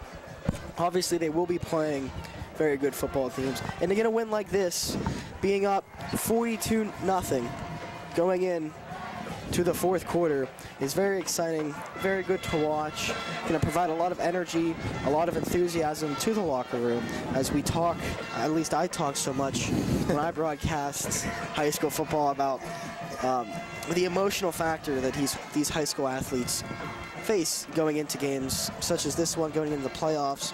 They're not, stone cold emotionless NFL, basketball players that can just block anything out. These are high school athletes, and every game means something to them. And going into the playoffs on such a high note is really going to be more. This is more than just a game. This is an emotional statement for this Mustangs team, and I am excited to see how they are going to play opening up this playoff game. The first drive, they will come out firing. Noah? Well, I think games like these, especially heading into the playoffs, it's kind of tricky on how it's going to play out because the Mustangs are either real pumped heading into the postseason or they're just kind of laid back because they didn't have to play as hard maybe as they will in the postseason. So it's kind of a hit or miss on games like this going into the postseason. And the pass there is short to Stevens. So we see third down and 11 now. We see more of the Mustangs JV players trot onto the field, junior varsity players trot onto the field. We just saw the Mustangs coaches exit behind us as they feel like they can start preparing for the postseason wherever we play. A lot of us up here, we were thinking Mount Lebanon. We could be going there. North Allegheny, another possible opponent for us. Nonetheless, it will be a great game next week for the Mustangs. And there's the quarterback and Butler. He runs to the outside, and he will get hit. He will gain a couple of yards, but he will meet a wall of Mustang defenders there. It looks to be number 10, Carlos Henderson, just repeatedly shoving down the quarterback there. It looked like number 34, Nolan Hewlick, wrapped him up, and Henderson really finished him off. Good teamwork by this Mustangs. Some of these players on the JV squad coming in. It's exciting for them as well. They're seniors too on that team, and they're getting to play their last home game, or their last regular season game. Excuse me. Back to return will be Brown now. He had the huge kickoff return that went all the way to the 2-yard line. And Stevens, another block, is blocked. This is the second time today it was blocked. Of course, last time we saw it was Jason Humer. This time is number 24, Zachary K. Zachary K came out, burst of speed. I watched him the whole time. I thought he's going to block this punt. He is so on top of it. Nobody was even there to block him. He just sped right in. Nice play by Zachary K. Zachary K having quite a year this year. I don't believe he played last year. I was actually just about to say that. Yeah. He took some time off last year. Him along with Alex Zahn took a little bit of time off last year too. They are back this year. Now we were seeing a quarterback. We would see senior Matthew Goodwin at quarterback. He's had a couple of touchdown passes on the year. He handed the ball off to number 7, Jaleel Bay. Jaleel Bay started out the year getting a lot of carries. He hasn't got a lot of late. Now, Yeah, interesting- after Nicholas Carlosano, I feel like got healthy. Bay's carries declined a bit, but he definitely makes an impact. A lot of burst and speed. Not as big of a back though as Carlosano. Well, at the beginning of the year, especially leading up to that North Hills game where Carlosano really shined, at least in the second half against North Hills, and it was pretty much the Jalil Bay and Kevin Brown show. A little bit of Nick Coxon worked in there. Now we've seen a lot of Coxon, a lot of Brown, and a little bit of Carlosano mixed in. A little bit of Crossy mixed in there as well. And Goodland will throw, and it was a good pass, but it'll be tipped by the Latrobe defender, and it'll be intercepted, and it'll be run up the middle. There's number 23. There's a flag on the play. It'll be tackled down at the 40-yard line. Looks to be Dylan saying a block in the back call. It was number 23, Huffman, who returned that one all the way to the Mustangs' 41-yard line. Wasn't a terrible pass. I mean, it could have been better, but yeah, that hit right out of the receiver's hands, fell right into the defenders, and he was flying with it. From up here, it looked to be a pretty good pass, but just a great play by the Latrobe defenseman there to tip the ball and then intercept the ball. Now, it's an interesting fact, though, about Latrobe. It's Noah, you told me a little bit earlier. Why don't you go ahead and tell it for the world? Well, see, I came up here for a Steelers training camp, I think it was 2 years ago, and we passed by a little stand not too far from the stadium that claimed to be the home of the Banana Split. Did some research. I believe it was founded, the Banana Split was invented here in a local pharmacy by a young man. I can't remember the name of him, but he decided he needed to spice things up in the pharmacy, so he decided to come up with this new sundae with a banana in the middle. This is 1904, so I think it was 2004. The city of Latrobe hosted the 100th year anniversary of the Banana Split. And Butler will hand the ball off to Stevens. Stevens will try and get a couple yards, but he will not. And we'll see second down and 10.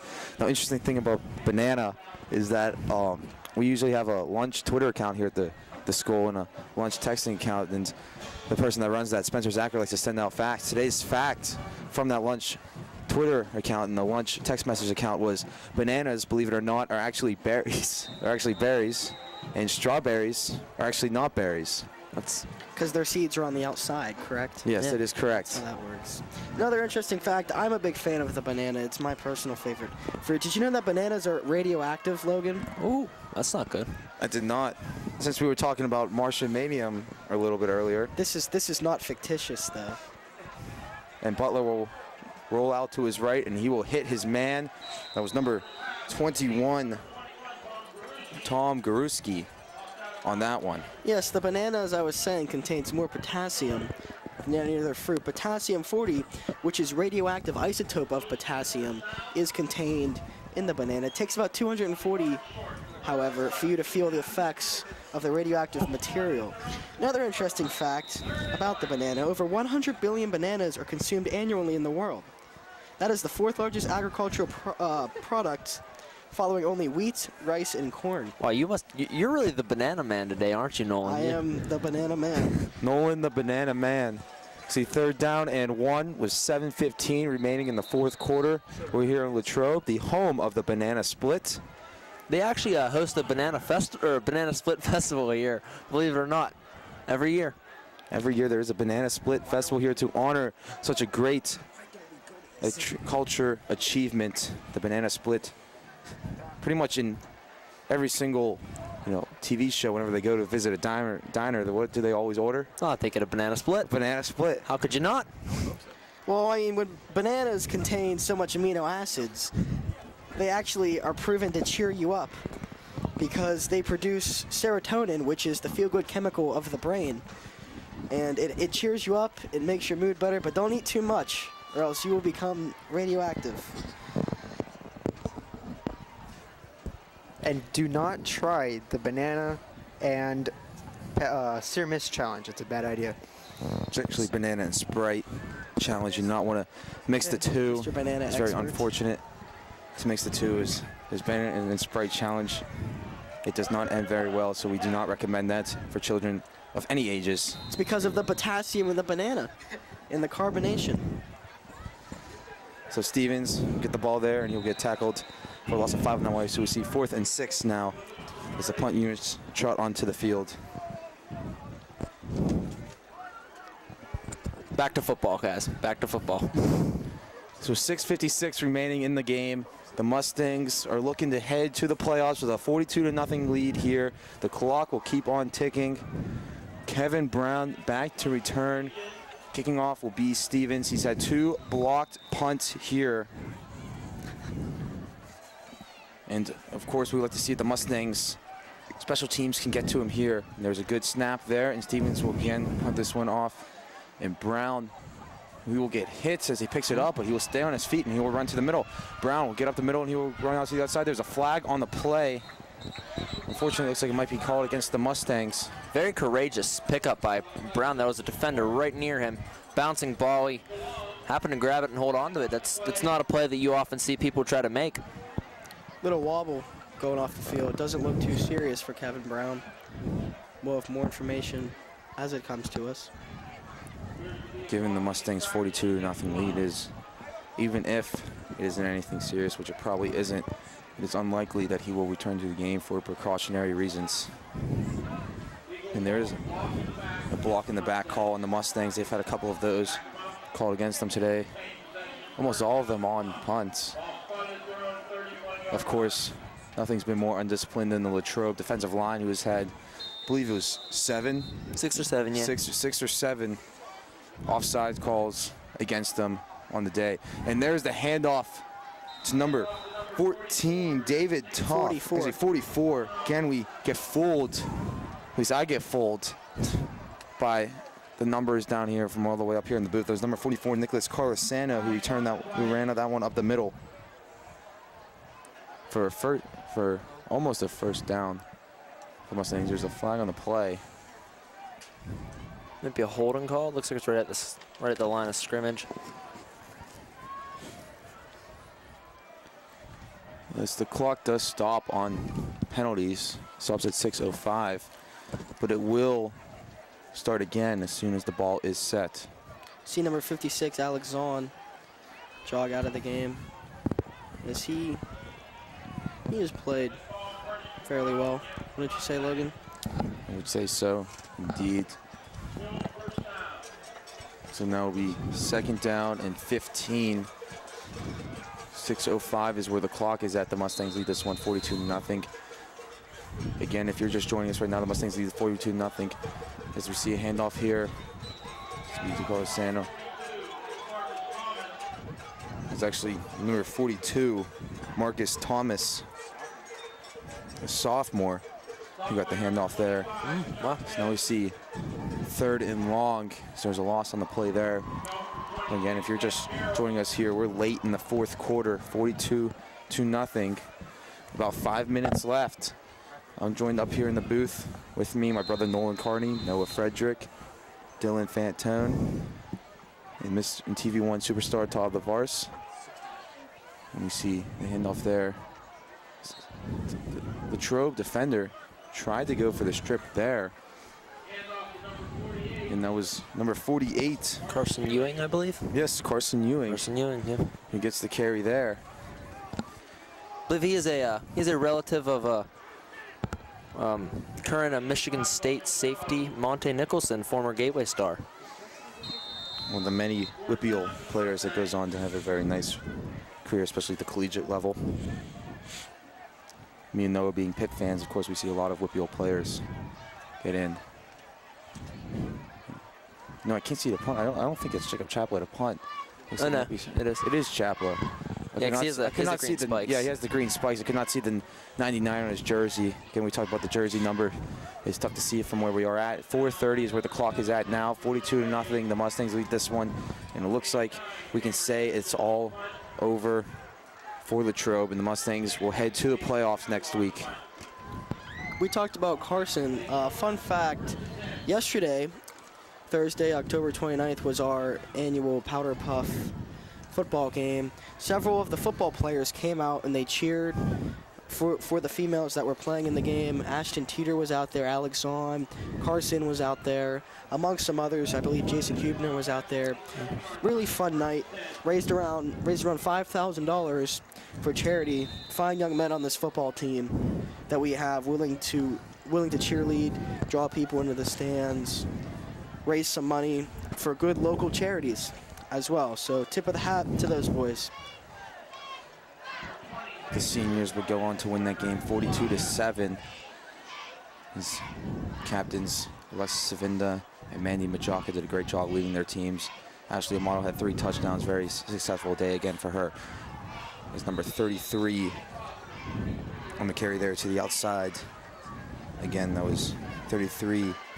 His last name is actually Speedy, as he speeds his way to the outside there. It's a good last name.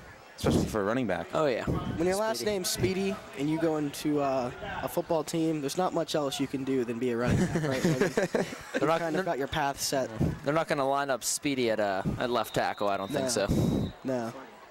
Again, we'd like to thank everyone that came out, at least last night. And what is tonight, of course, is not last night from when you were watching that. You'd not be watching this live. But Thursday, October 29th, was Powder Puff. We raised over $5,000. We'd like to thank everyone for participating in that. And Speedy will run the ball up here and get the first down and a couple yards more. My brother Nolan, who's junior class president, got to run the cheerleaders. That's why he was talking about them earlier. Carlos Henderson, and also another football player that was a cheerleader. And, of course, the great halftime show that we all got to witness. Very, very entertaining, run by the cheerleaders. I'd like to thank all the volunteers and all the money and everybody that helped contribute to the over $5,000 we raised for our 3 charities, which, of course, the Pittsburgh Alzheimer's Association, the family of Nate Fannell, and the family of Mrs. Lori Nixon. Great organizations as well. In at quarterback, it is no longer the starter, as both teams have their backups in. And Speedy will get the carry there. Or at the middle, it is Voitila in at quarterback, the sophomore. Also plays a little bit of linebacker. As you can hear the marching bands play. We now up under 2 minutes now remaining in the game. The Mustangs lead this one 42-0. And we up here in the booth are looking forward to the playoffs next week, as the Mustangs just a huge confidence booster here, especially coming off of 2 straight losses and a stretch of 4 games in which they lost 3 of them to the top 3 teams in the section: Kiski, then McKeesport, and then PT. And there's the handoff to Speedy there. Speedy will run all the way up to about this. It's like a carry of maybe 5 on that one. Should be down at the 48-yard line. Speedy is a sophomore for this Latrobe team, Logan. The running back of the future for Latrobe's offense, trying to get some extra work, extra carries in this blowout game where Plum leads 42-0 with little over a minute remaining, about 1:15 left. Speedy getting some work. It's never too early to start preparing for next season, Logan. Again, we will see Voitila in at quarterback. He is also a sophomore. And there's the run to the outside, and he will stay on his feet, and he's still on his feet, and he's going to run up the middle, and he is going to go all the way to the end zone for a touchdown. That was Huffman, another sophomore back that runs his way to the touchdown. And we talked about the Powder Puff game that took place on Thursday, and just like that one, the losing team gets a late score here to make it 42-7, likely on the extra point with 51.3 remaining. That was the score of the McKeesport game, wasn't it? I believe it was it 42-7? It was 42-7. Unfortunately, it was in the other direction. Yeah. McKeesport Tigers won that game 42-7. In the last road trip that we were out, now we will see the kickoff here is up and good. The extra point, my apologies, is up and good. So 42-7, 51.3 remaining in the game. The mercy rule stays on for these last 51 seconds. It's a nail biter in this one, Logan. Plum just most likely going to run out the clock here after the kick, get the win, secure the win, shift their focus into the playoffs. big things coming in the playoffs. I have a good feeling about this year and what the Mustangs are capable of doing. No, guys, one thing I wanted to bring up before that touchdown is watching Speedy run. See, maybe a little bit ironic, but I did not view him as a speed back. He looked more to be of a power back from the way he looked. He didn't look to be as fast as his last name may have applied. Yeah, well. He is a sophomore. He didn't get a lot he of can gaps. get faster. He didn't get a lot of gaps to run. You didn't really see what he had. Don't be so quick to judge. I'll be doing this game next year. I'll report back to you when you are out in the world about Speedy's status and whether he lives up to his last name. But no, I completely agree with you, Logan. We didn't see a whole lot of speed for Speedy. He's more of a power running back. But having said that, Latrobe's offensive line has not been creating much gaps throughout the whole game for any of their running backs. I haven't seen much of a kickoff return this game for the Mustangs. We'll see what They see what the did have backups can do. the only one that they had was the beginning of the half, where Kevin Brown would put it at the 2-yard line. We see Nicholas Pampina and Nicholas Carlosano back to return. Both of them did very good on the run game today. Pampina had a touchdown. Carlosano got a couple nice gains early in the game. And here is the kickoff, and that one is up. And Carlosano will take it.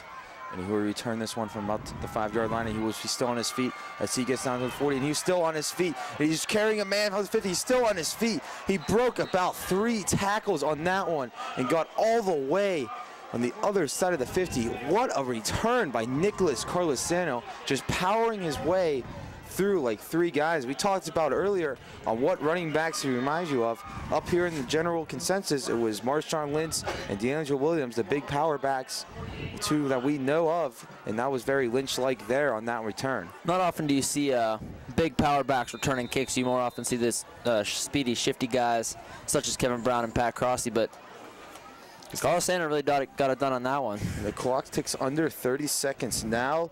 We will likely see them run the clock out, as we will, and there's the handoff there. Let's see who the handoff to, but in at quarterback now is number 29, Dominic Carlosano, Nick Carlosano's younger brother, who's 30. Did you say Colt Robb? That is Colt Robb, Logan, in at quarterback. I believe he is a sophomore. Sophomore. It is Colt Robb. Actually, I read right above his name. That's all right. My apologies there, but Colt Robb got the very last snap at quarterback. My apologies on that one, but not my apologies on the huge Mustangs win, 42-7. Big confidence booster as we see them line up and shake hands. And now we will see them go into the playoffs. They just eliminated Norwin. We do not need to know the results of that Norwin-Penn Trafford game. The Mustangs will head to the playoffs. They finished the year with just 3 losses. They had a great years. Just three losses on the year. Very good season for them. 6-3, 5-3 in section. Nolan, what are your thoughts on the Mustangs going into the playoffs? My thoughts, I'll give you my thoughts on this game to start off, Logan. They really played well. They were really disciplined. They sat back. They let Latrobe beat themselves. They didn't get too overzealous, and they just let Latrobe play football. They didn't do anything too crazy, and that's all they needed to do in this game. They ran the ball a lot. They had a couple big passing throws. Pat Crossy got a lot of work in on offense, and I like that. Going into the playoffs now, I will say, not the easiest 2 teams we could be facing in the first round. But having said that, I've talked about wins like this going into the playoffs. They mean a lot. They mean a lot to the players. They mean a lot to the coaches in terms of confidence. And I believe it's going to carry over into this first playoff game. Hopefully they'll pull out a win that can carry over, sort of a tumbling domino effect throughout the playoffs. I really see the Mustangs going further than they have been previous years. Last year, obviously beating Penn Hills, then getting out in the very next round. We'll see who we play. We'll see who we play after that. But I'm excited about this Mustangs and their chances in this playoffs. Noah? Yeah, I feel like this was a huge game for the offense, especially Pat Crossy, just because making the switch to a quarterback, you don't want to make the switch to a new quarterback first game of the postseason. I feel like this is a very good game to really work him in full time. We know he got a good bit of snaps last week, but he really took the reins over this week and really took over this offense, and I feel like that's important for him to get a full game under his belt. Just get more and more familiar with the offense before heading into the playoffs, and Mustangs have had a great defense all season, but I feel like that's one thing that they really need to work on heading into the postseason is a stronger offense. I mean, Corey Thomas has been able to throw the ball downfield very well, but I feel like they'd be better off keeping the ball on the ground with Pat Crossy in the Wildcat quarterback, and that's my take really on I think what they really showed in this game and what they're looking to do moving forward into the playoffs. The Mustangs will then end the year, like we said, 6-3, 5-3 in section. Those 3 losses coming against the top 3s in this section. McKee Sports, Penn Trafford, and Kiski, who will all be in the playoffs. We are expecting to go to either North Allegheny or Mount Lebanon next week. Of course, you'll be able to see that one here on TV. Great way to end the year for the Mustangs. Another great season. Second year in a row, they will go to the playoffs. Second year in a row, they finish 6-3. They win this score of 42-7. We will join you next week. There will be another broadcast for us up here in the booth. Once again, I'm Logan Carney doing play-by-play, joined again tonight by Dylan Fantone on the camera, Nolan Carney, my brother, in the booth with me, Noah Frederick also in the booth with me, and TV1 superstar Mr. Todd Lavars. Thanks a lot, guys, for joining us tonight. Have a nice night, and there will be one more week, at least one more week, of Mustang football. Good night.